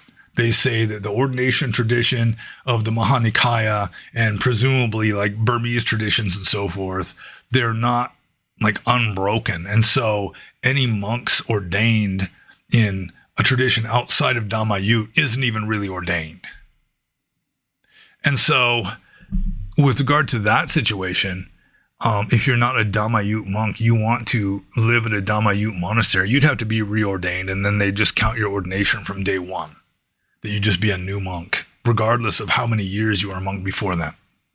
In Burma, you've got kind of the same situation with, let's see, what is it? Oh, man. You got the Shui Jin and Sudama. So the two main sects are Shui Jin and Thudama, because S is pronounced like TH in Burma, Thudama. And so most monks are Thudama. You've also got Shui Jin. There's a bunch of other minor schools, including the original Mon tradition on which Dhammayut was based. I don't know whether the Dhammayut monks in Thailand would consider this members of this sect in Mon state in Burma to be really ordained or not. I don't know. I never bothered to ask a Dhammayut monk this question. But in Burma, there isn't this exclusiveness. You know, the Shui Jin monks, they're not saying nobody else is a real monk except us. So you can have Thudama monks move into a Shui Jin monastery and conform to any differences between Thudama and Shui Jin, and for the most part, they'll be accepted at the monastery because they're still bhikkhus. So you want to start following Shui Jin tradition, you can move to a Shui Jin monastery, start following the tradition. You won't have to be reordained. There might be a few uppity kind of Shui Jin monasteries where they don't want to accept Thudama monks, because Thudama monks, not that they're not real monks, mostly. It's just that they have a reputation for being sloppier than Shuijin, although some Shuijin monks, including possibly the most famous Shuijin monk in Burma, is just corrupt as all get out. You know, there's some really naughty Shuijin monks out there. So, yeah, I mean, and then you get into like sub-sects within the sects, or like ordained in the Tampulu tradition. I want to go to a Mahasi tradition monastery. No problem. None whatsoever. So when you get down into like meditation traditions, Mogot tradition, Shui Umin tradition, Mahasi tradition, Shui Umin being like a branch of Mahasi, Tampulu tradition, Te Ingu tradition, Ledi tradition, just there's all these Sun Lun tradition, there's all these meditation traditions in Burma. And I mean, you can just go from one to the other, you know, just go meditation center hopping if you want to. That's really not a problem. So the main problems would be if you're going from Mahayana, some like Zen to Theravada, or Theravada to Pure Land or something like that. Pure Land to like Nyingmapa Tibetan tradition, something like that. You may have to be reordained. They would not consider you to be like legally ordained within the requirements of the tradition. Like Theravada Buddhism, in order to be considered to be an ordained Theravada Buddhist monk, you have to go through the Pali ordination ceremony in accordance with the rules of monastic discipline. If you got ordained in some other tradition that doesn't follow like Theravada Buddhist Vinaya, then it's considered invalid, which is one reason why the claims that these Taiwanese or Korean nuns are sufficient to like revive the order of Theravada Buddhist nuns, I don't buy it, because I consider it unlikely that these East Asian nuns would be ordained in a ceremony that would be considered valid in accordance with the Theravada Buddhist rules of monastic discipline. They'd have to be reordained, and they can't be reordained because the Theravada Buddhist order of nuns went extinct hundreds of years ago. But, yeah, so, I mean, minor changes just from one meditation tradition to another, or maybe even from one sect within Theravada to another, unless it's Thudama, or unless it's Dhammayut in Thailand. Dhammayut in Thailand just stands alone because they're the only ones that say only we are real monks and nobody else is. But aside from those exceptions, then just going from like one like subsect of Theravada to another, or one meditation tradition to another, completely fine, no problem. Okay. So I guess I'm just going to move on to the next question, which is from Siovaksha and Sipad Zidana, and he's got some ethical thought experiments going on with his three questions. So Siovaksha and Sipad Zidana says, what is the correct response to someone grabbing your chick's ass while you are walking together in public, especially if they dude are walking in a group with other dudes who look dangerous and willing to do over stupid shit? Seems you should step in, but these days you never know because the other person might have a gun or knife and are just trying to find an excuse to kill someone. Also, being violent doesn't seem very Buddhist, and the chick might dump you eventually anyways, as it's unlikely relationships will be forever in this day and age, especially if you have this attitude. Just saying. But he continues, so you get injured for no reason. No reason, nothing happens for no reason. Unless maybe at a quantum level. But Siovaksha and Sipad Zidana continues, seems like the best modern solution might just be to dump the girlfriend at that point. But that sounds like the Sharia solution of punishing her for something some man did. Okay, let's scroll up to the top of this little essay question. You're walking down the sidewalk with your girlfriend, and some gang of hoodlums comes up and starts like, grabbing her ass or making vulgar, obscene comments regarding her, thereby demeaning her dignity and besmirching her honor and so forth. What should you do as her consort, her companion? Well, I mean, it's going to depend a lot on the situation. I mean, as a general rule, you should avoid taking your date to a place like this where stuff like that is likely to happen. Don't take your girl on a first date to a biker bar, for example, unless you're a biker and she's a biker chick. Then it might be okay. But as a general rule, you want to kind of steer your new date, your girlfriend, away from hoodlums or gangs or whatever. I mean, someplace like Paris or who knows, Detroit or something, it might not be very likely, in which case you might be better off just inviting her over to your house and cooking her dinner or something. But sometimes it's just inevitable. You and your girl may be walking down the street, and it may be that some group of hoodlums who aren't supposed to be there just show up and start behaving very inappropriately, which would be, to some degree, a fruition of your own karma. But that's neither here nor there, is it? So, I mean, you have to have situational awareness. I mean, there is no just stereotyped cookbook answer to this question. You have to, feel out the situation in the midst of it. I mean, there's some things you could say that might not be very inflammatory, but at the very least, you can say something that is sticking up for your girl without necessarily provoking them to all gang up on you and beat you to a pulp. So just tell them, I appreciate you leave my woman alone. Just in no uncertain terms. I mean, you can feel into it intuitively to know if there's a likelihood that that's going to have some beneficial effect. I mean, some guys, they're just so much in traditional honor mode that, they'll just take on that group if necessary, knowing they're going to take a beating. My father was like that. He would fight somebody, even though he knew that he was likely going to take a beating, and just to show them he wasn't afraid of them. But then you've got the woman who's there with you who doesn't want to stand there watching you get beaten up. So that's a consideration too. She probably doesn't want you to get beaten up either. She doesn't, she might be flattered that you're going to, tell this guy to just leave my woman alone. Just angrily, maybe even rush over to him and grab his arm and shoving him away, that kind of thing. In some cases, that may work.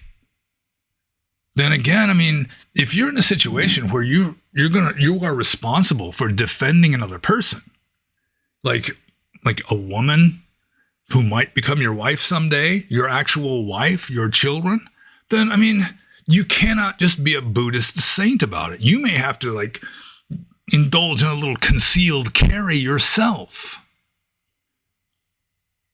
So, if you're likely to be in a situation like that, then possible. If you're not in America, you may not have a Second Amendment that allows you to defend yourself or your loved ones. But in America, hell, there's so many people carrying guns in South Carolina, including devout Christians. I've had one ordained minister telling me with a relish. He's practically smacking his lips about he's going to really mess up anyone who breaks into his house. They got pump shotguns and stuff. But you really don't want to just start a bloodbath unnecessarily. So, it's going to depend a lot on the situation.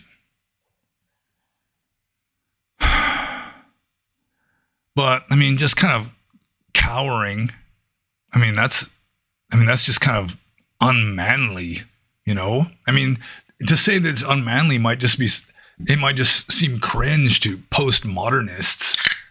But still, a man, it's his duty to defend his woman, to defend his children. And if someone's going to take the beating, it's better that he takes the beating than like the person that it's his duty to protect. So, let's say you've got some hoodlum, he's got some other guys kind of egging him on, kind of standing to the side there, and one of them just walks up and grabs your woman's ass. Then, you got to do something. You really, just pretending like you didn't notice. There's a good chance that's going to end your relationship at the very least. And then, of course, those guys are going to know that you're just some cowardly cuck or whatever. So, sometimes it's the correct thing to do to risk taking a beating. And if you say, well, just dump her because she's probably not going to be with you for very long anyway, that's pretty much already given up. You might as well just remain an incel at that stage. Or voluntarily become an incel. I guess he wouldn't be an incel if it's voluntary. A volcel. But yeah, if you take Buddhist ethics very seriously, then you're probably better off just staying celibate anyway. Unless you're willing to, be the tragic hero, sacrifice your own virtue for the sake of protecting somebody else. At the very least, if you're going to tangle with that gang, you tell her to take off, call 911, do something while you are in the process of trying to hold your own against this gang of thugs.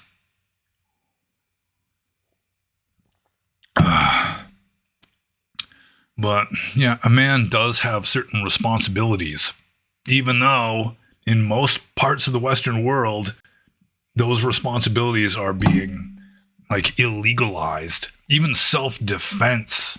It was I remember years ago seeing an article of, I think it was in New Hampshire, of all places, that someone was being assaulted. He pulled out a pocket knife and stabbed them in the thigh while they're just beating the shit out of him. He got arrested for assault because he should have just run away. But, yeah, really, Western civilization is in the process of being castrated. It really is. And some countries have already been thoroughly castrated. They won't even defend themselves. They're just eunuchs at this point. The overwhelming majority of the normies following the mainstream. But fortunately, America has not yet been fully castrated. And so, you may have to fight. It's what's that song? What was it? I can't remember his name. I wasn't really into country music, but sometimes you have to fight to be a man. Saw his Becky crying, came home and some gang of guys had abused his girl and he goes after them. You gotta, in a case like that, it's just a matter of honor that you're gonna do something. Even if you get your ass kicked. Better to get your ass kicked trying to stand up for someone who looks to you for protection than just put your tail between your legs, cower. Sometimes it's just better to get beaten up or killed than to just be a craven coward.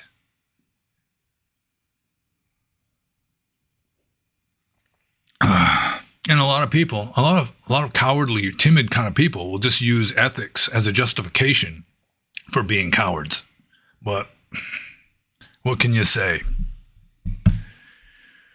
But again, in answer to this question, you really need to just feel out the situation and respond what's the word? Spontaneously. You can't have this pre-programmed answer to the question. Just written down on recipe cards that you carry around. It doesn't work that way. And I forgot to put a paper umbrella into this. I'm sorry. So let's see here. So I guess I answered that question, although the next two questions are similar.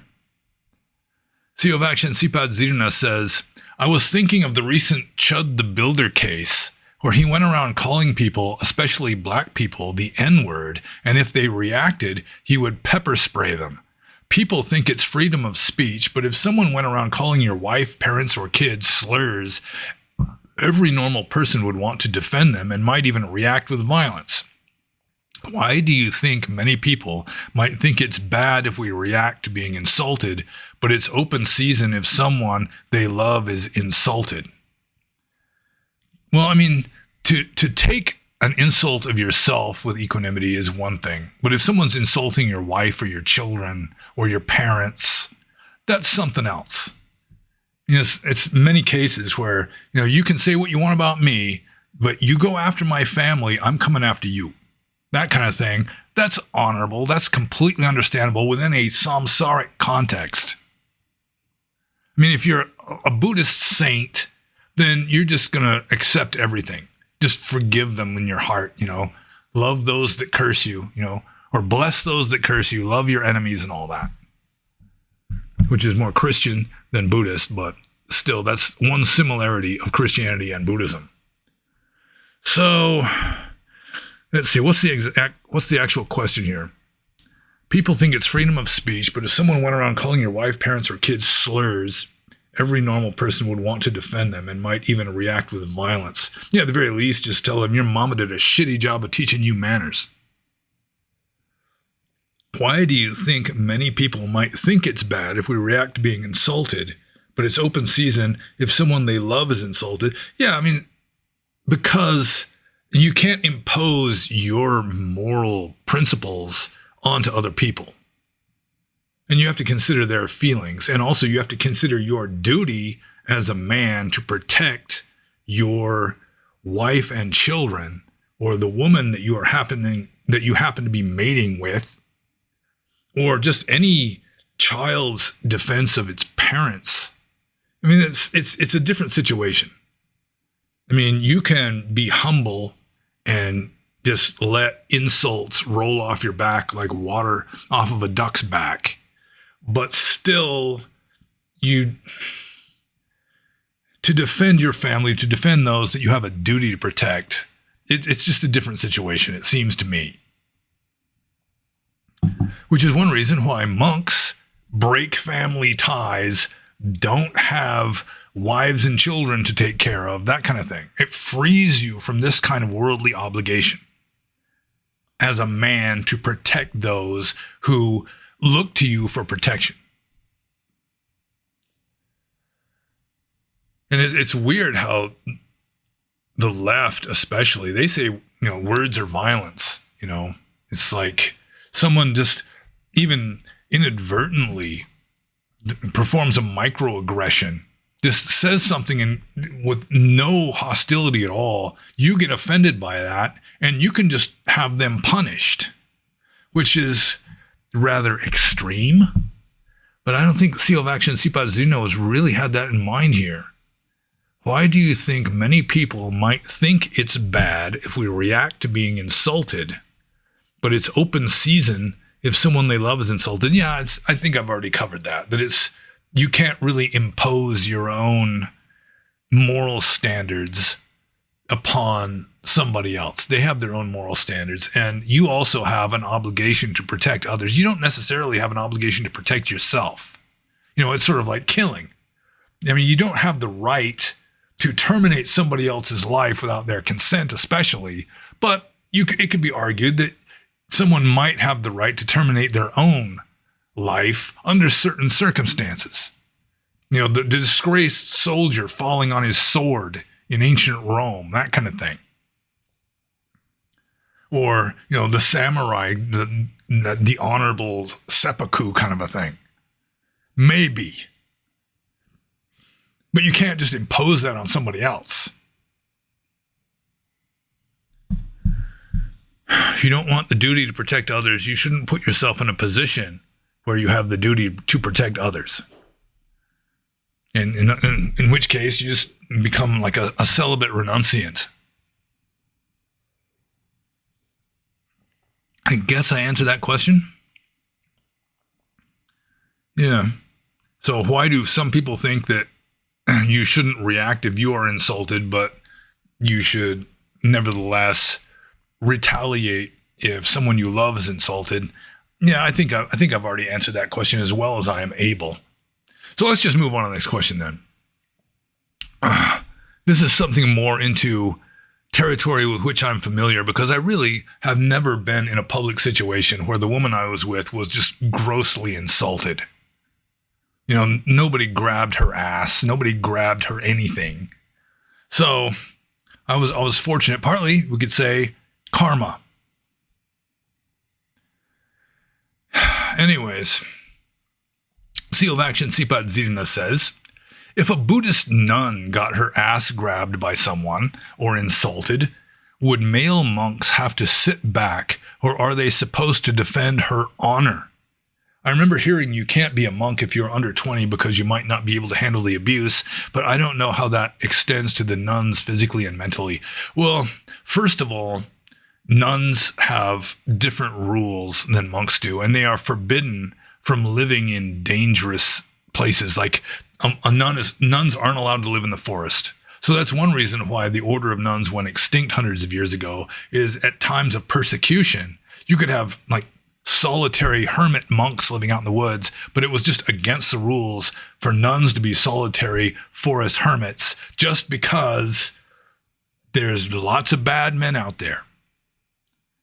And like a nun is not allowed to travel alone, this kind of thing. And it was mainly for their own protection. You know, to sort of minimize the odds of them being in a dangerous situation, like Seal of Action Simsapa was mentioning. But let's say a Buddhist nun did get her ass grabbed by someone or insulted. The male monks, they're not required to respond, and they shouldn't respond. You know, it's in a case like ordained monks and nuns, it's not a matter of imposing your spiritual or ethical principles upon somebody else. It's just that it's universal. Everyone, the nun, all the monks, accept that you don't retaliate against wrongdoers through violence or whatever. I mean, the monk might peacefully, advise the man to keep his hands to himself, that sort of thing. But there wouldn't be any fighting going on.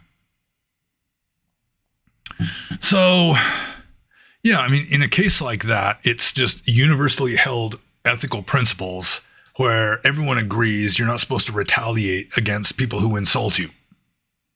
So it'd be different from, a man's wife being insulted than if a nun is insulted in front of monks who see the insult happening. But in that case, it's universal moral principles that are governing the situation. And the monk can peacefully, suggest to the guy to keep his hands to himself or whatever. But, what else are you going to do? You could do the same thing if somebody touches your wife. If you're like a very peaceful sort of person, peacefully suggest that he keep his hands to himself, that kind of thing. And even if there's a gang of people watching, even then, they might at least have respect for the fact that you stood up against them in a peaceful, non-provoking way. But yeah, it's like the monk should try to help her. If guys are ganging up on her, the monks can go in and try and save her, that kind of thing. But, it should just be just the bare minimum required, the bare minimum of aggression required to save the nun. I don't think monks would just stand there and watch a nun get assaulted, for example. Some might, but I don't think it would be considered inappropriate for monks to at least try to pull her away from the guys that are assaulting her, even if they take a beating in the process. So, I hope I answered those questions. They are kind of tricky questions, especially the first two. But we do what we can. The next question is from Arain.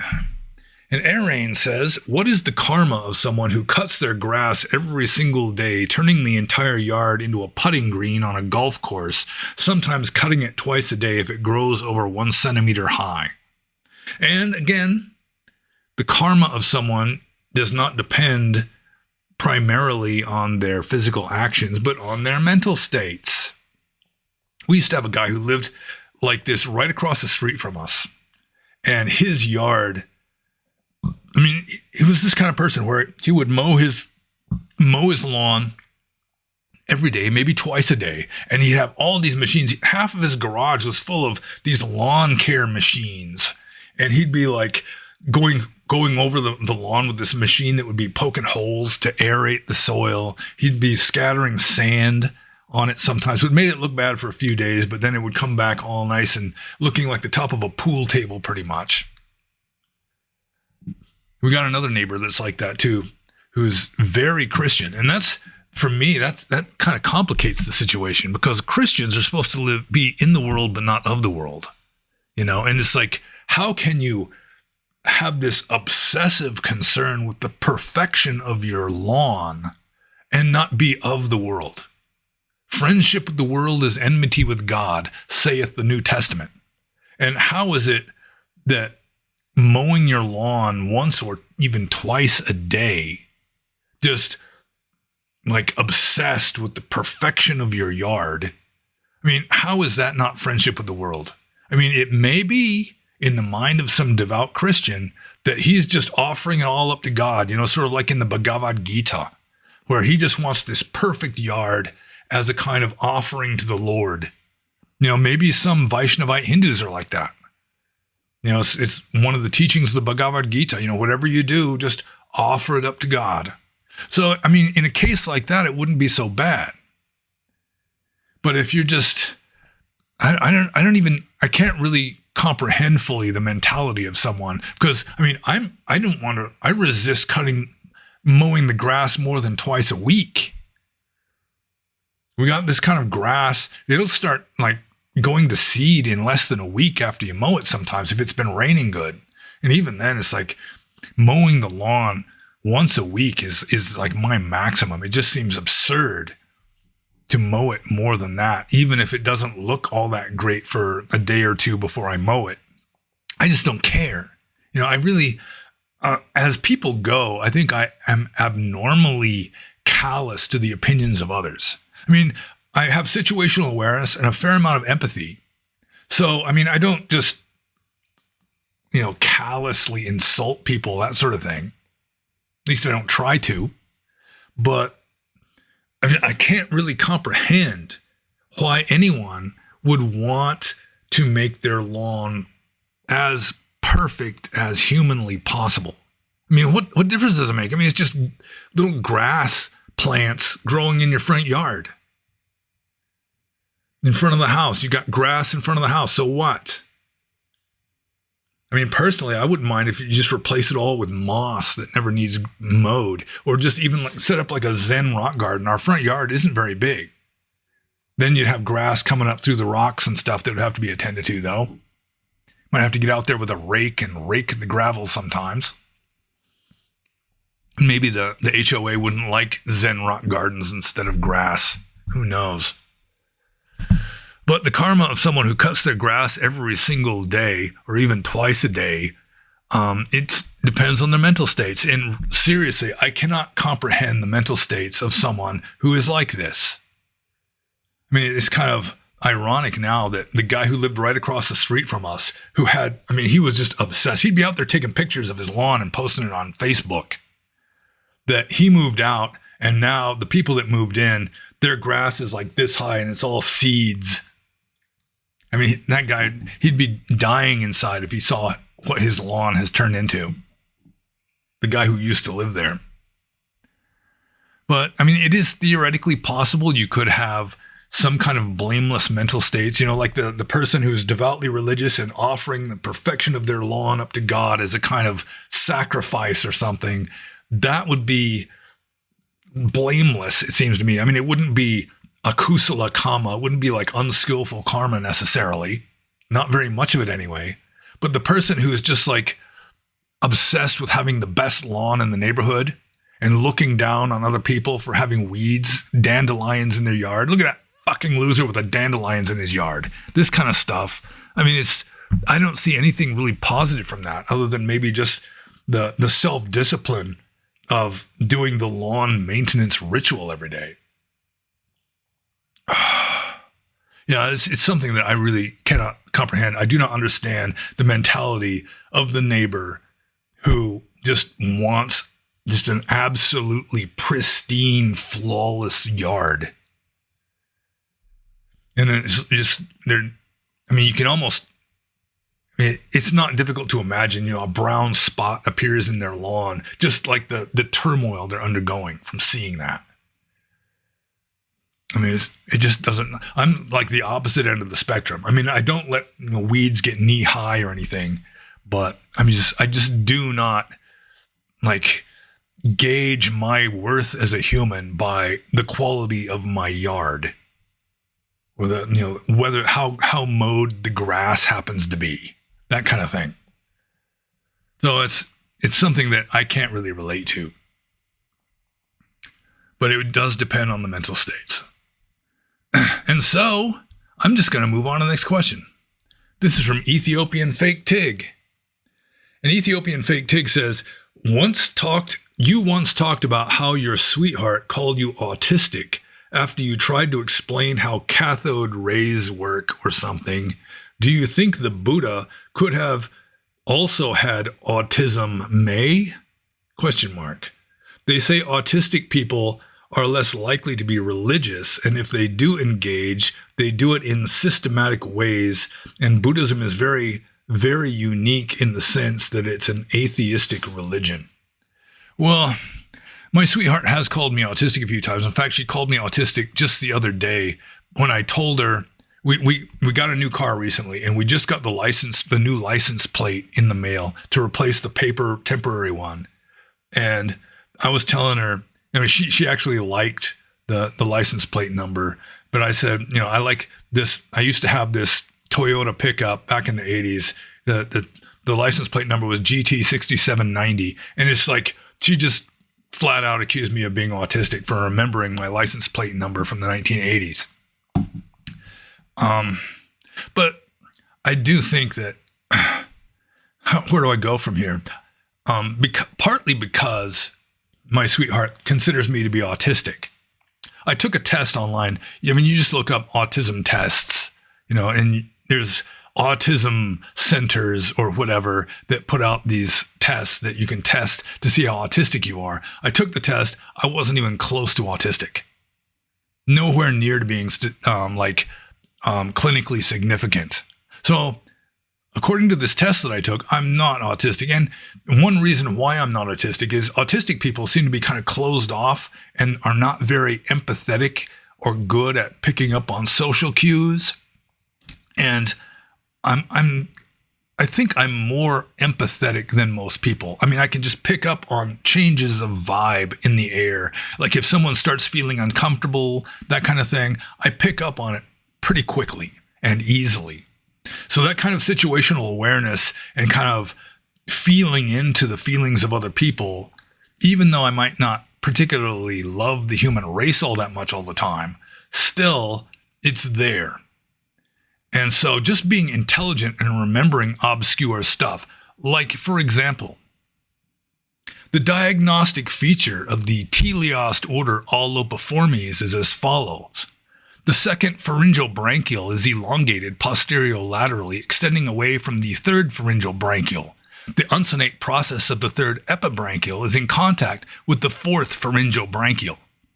I learned that in ichthyology class back in 1985. And I still remember it. But that doesn't mean that I'm autistic.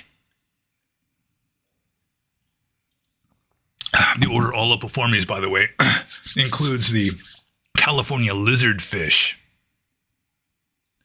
So I'm not really autistic. I'm just intelligent with regard to remembering stuff like scientific names or maybe license plate numbers.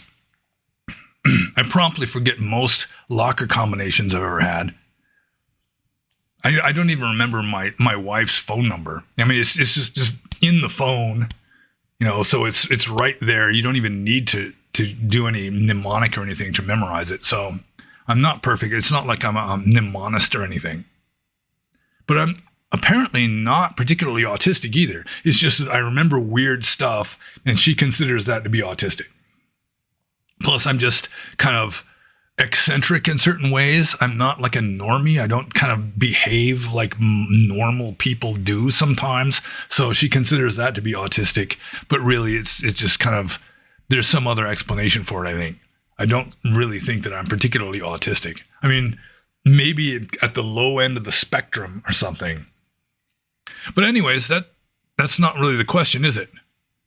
See, do you think the Buddha could have also had autism may? And no, I don't. I don't think the Buddha was autistic. Partly because autism, it includes a certain like being like introverted and sort of clueless with regard to certain subtle cues. And I think the Buddha was extremely sensitive to certain things. I mean, he could just feel into the feelings of another person, or just look at them and, kind of know where they were at karmically, know the best way of helping them, know what they needed to hear, what they needed not to hear, that kind of thing. That's really not particularly autistic. So, let's see. Do I think the Buddha could have also been had been autistic? I don't think the Buddha was autistic. I mean, he was unusual, so that would make him kind of eccentric in a certain way. I mean, he certainly wasn't following along with the mainstream of normies. But I think there's better ways of explaining it than autism. But if he was autistic, then maybe being autistic has its advantages. Okay, I'm just going to move on to Ethiopian Fake Tig's second question. He says, it said an Arya is born in some heaven realm, but anyone who isn't enlightened doesn't remember their past lives. So do all people who aren't fully enlightened just live in a heaven realm for an incalculable eon to get reborn again into human beings, and then depending on their karma, maybe get fully enlightened if they manage to find a Dhamma? Or you also once said it's easier to get enlightened in a heaven realm, so beings in heaven do practice Buddhism? ? Well, there's a lot of stuff I should probably address in here. So, some Aryas are born in some heaven realms. Like an Anagami is born in the pure abodes, accessible only to Anagamis. So there is that. But like a Sotapanna would be reborn as a human, or could very possibly be reborn as a human, and an Arahant who is an Arya isn't reborn at all. So some Aryas may be reborn into heaven realms. Okay, so I addressed that part. Let's see. And he says, but anyone who isn't enlightened doesn't remember their past lives. That's not true either. So, I mean, people who aren't enlightened can still remember their past lives. My father claims to have remembered a number of his past lives. And he did that through hypnotic past life regressions. And it's just a psychic power you can get where you can remember your past lives without hypnotic regressions. You don't have to be an Arya. You just have to, going with Orthodox Theravada, you have to have jhana, which then has kind of opened the door to certain psychic powers that most people don't have, including remembering your past lives. So that's not necessarily true either. So then he says, so do all people who aren't fully enlightened just live in a heaven realm for an incalculable eon to get reborn again into human beings, and then depending on their karma, maybe get fully enlightened if they manage to find Dhamma? Well, when you're in heaven, then you're a deva, and then you have certain psychic powers that ordinary humans don't have. For example, clairvoyance. The word for clairvoyance is diba chaku, or the divine eye, because it's implying that gods, small g gods in heaven realms, are just get this by default. Or diba sota, the divine ear, clairaudience. Apparently, gods like in Tawatimsa heaven, small g gods, they're born with this. So most gods, if you go with like the Pali texts, you read about the devas in the Pali text, they tend to recall their past life as a human. Like when Bahia in the Bahia Sutta starts thinking maybe he's enlightened, and then some deva that used to be a kinsman of his comes to him, apparently knows that they knew each other in a previous life, and comes and tells him, no, you're not enlightened, but the Buddha in the Ganges Valley over way the hell over to the east, he is fully enlightened. Then that's a case of a god apparently remembering his past lives, or at least one past life in which he and Bahia were kinsmen, relatives, if you will. So that part is also inaccurate, kind of. So where's the actual question? Or you also once said it's easier to get enlightened in a heaven realm. No, maybe like for an anagami, they inevitably become enlightened in a heaven realm because they don't return to earth. They just stay in the pure abodes until they become enlightened. But according to Orthodox Theravada, the best realm to be in if you want to practice Dhamma is the human realm, because in the heaven realms, things are so nice, people are not inspired to reach out for something better. Everything they want, they get. You just feel like chocolate ice cream, it just appears in your mouth. This kind of stuff. And in the animal realms, the other lower realms, hell realms and so forth, they're pretty much in survival mode, or else they're just too ignorant to even think about Dhamma. So in a human existence is like the perfect balance, or as close to the perfect balance as you're going to find in the 31 planes of existence, where there's enough dukkha, enough suffering that they're inspired to reach out for something better. They're to strive for the end of suffering, but also they're in a high enough realm that they are able to hear Dhamma. They have the intellect to understand Dhamma when they hear it, that sort of thing. They're not just stuck in survival mode, or at least many humans aren't. So, this question is like a string of inaccuracies, I'm sorry to say. There is some accuracy in here. So, what's the actual question? So beings in heaven do practice Buddhism? I guess that's the question. So it'd be the last words of this paragraph. Beings in heaven do practice Buddhism? ? And it wouldn't surprise me at all. You do have deities, according to Orthodox tradition, that are Aryas, Saka, king of gods, who is a reformed version of Indra, who was like the tribal deity of like the Indo-Aryan invaders of the Indian subcontinent 15 centuries before the Common Era. Approximately, he got reformed, became an Arya, changed his name to Saka for some reason. Let's see. Beings in heaven can practice Buddhism, although it does strike me that I am a little bit skeptical of the Orthodox claim that you're better off being a human than a god, because humans are more likely to be inspired to practice Dhamma. Because I think one way you get into heaven is through wisdom and virtue. So it would seem to me that most small g gods and goddesses, most devas and devis, are wiser and more virtuous than we are. So why wouldn't they practice Dhamma if they're wiser than us? So I would guess that there's all kinds of devas, and some of them don't give a damn about Dhamma, and some of them do. And the some that do might be very advanced. It's like the pure abodes is a clear example of, even within Orthodox tradition, you've got deities who are destined for enlightenment. So yeah, I would guess that some beings in heaven do practice Buddhism. Not all of them do, just like all humans don't practice Buddhism.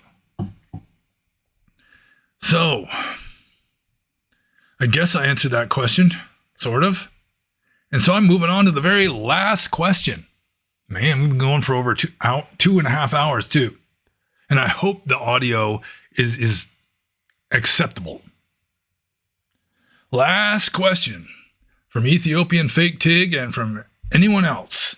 If you were to meet Bhikkhu Bodhi or any of the other libtard Buddhists, would you confront them about how they are poisoning the real teachings?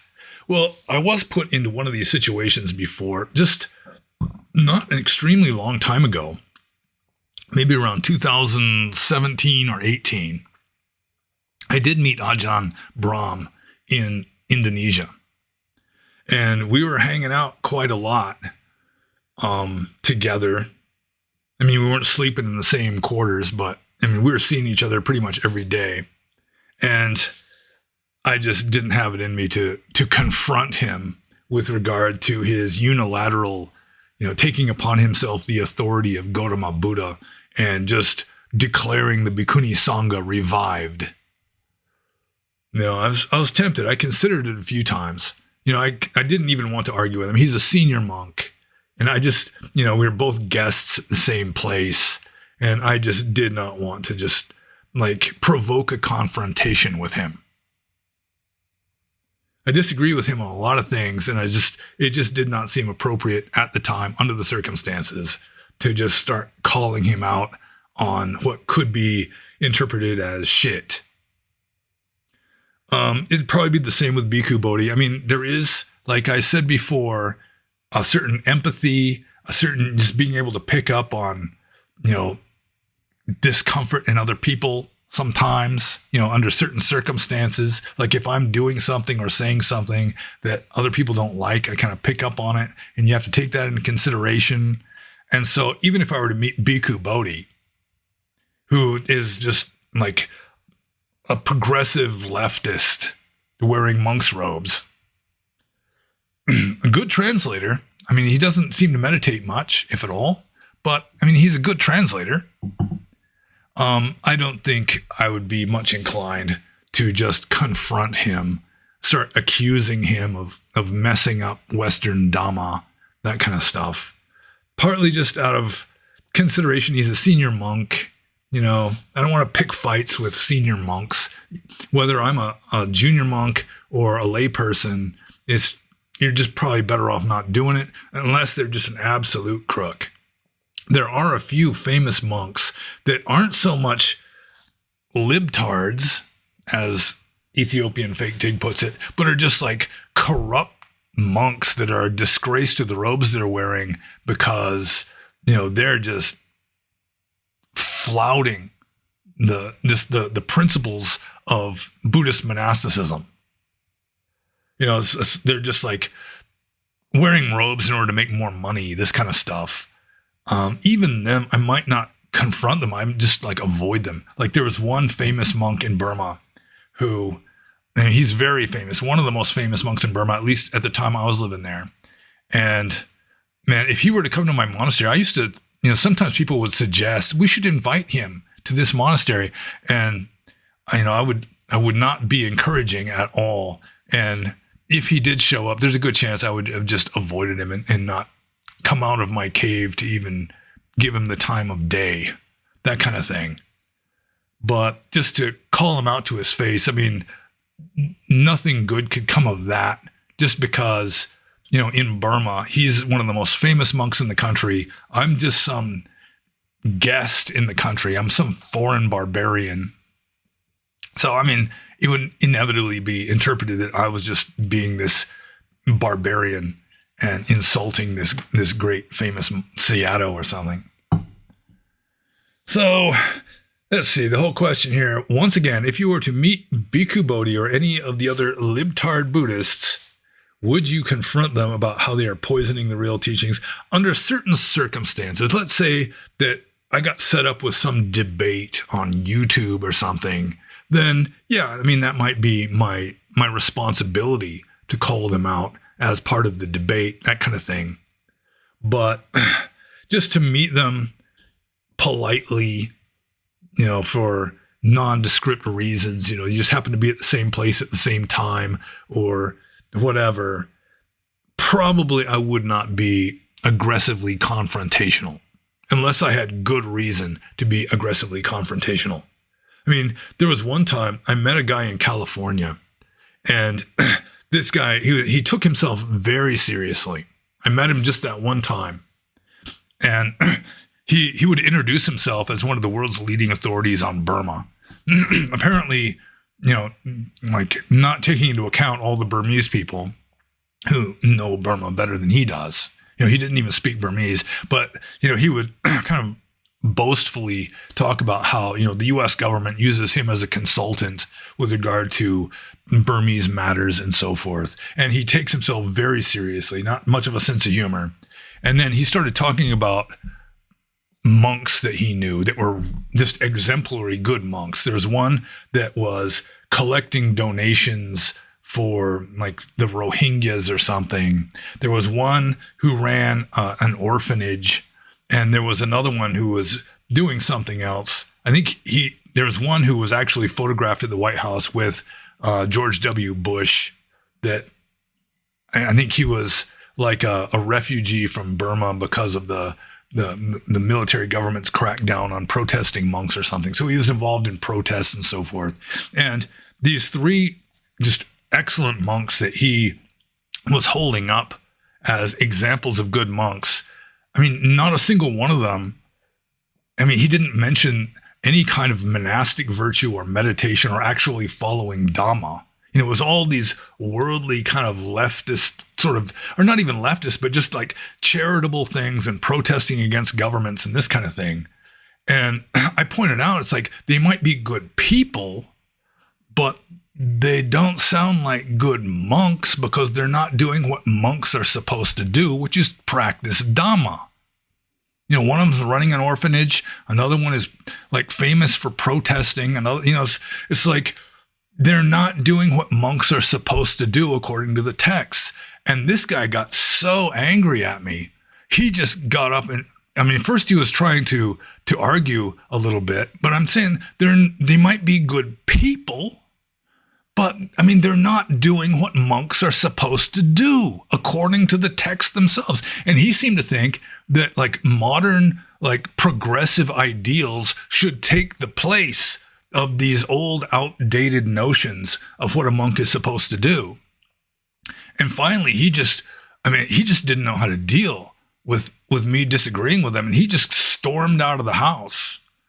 He was like white with, he wasn't like yelling or anything, but he was obviously extremely upset just because I was challenging his judgment on what makes a good monk. And according to him, being a good monk doesn't necessarily require following like Dhamma, like monastic duties like meditation and not handling money and this kind of stuff. So, it has happened, at least in that case. He wasn't a monk libtard, but he was a Buddhist, I guess.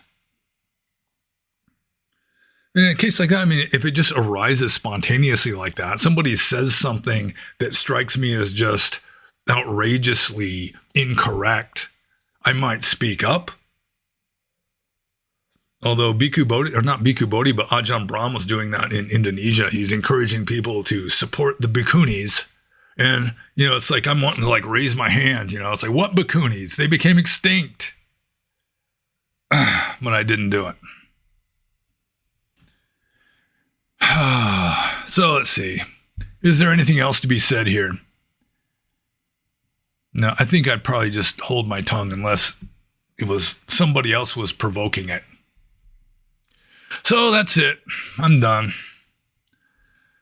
As I should always say at the beginning, and pretty much never do, you have any questions you think I can answer regarding Dharma, philosophy, that kind of stuff, feel free to ask. No more than 3 questions per person per episode. Please check my URL links below if you are so inclined. Like and subscribe if you have not done so already.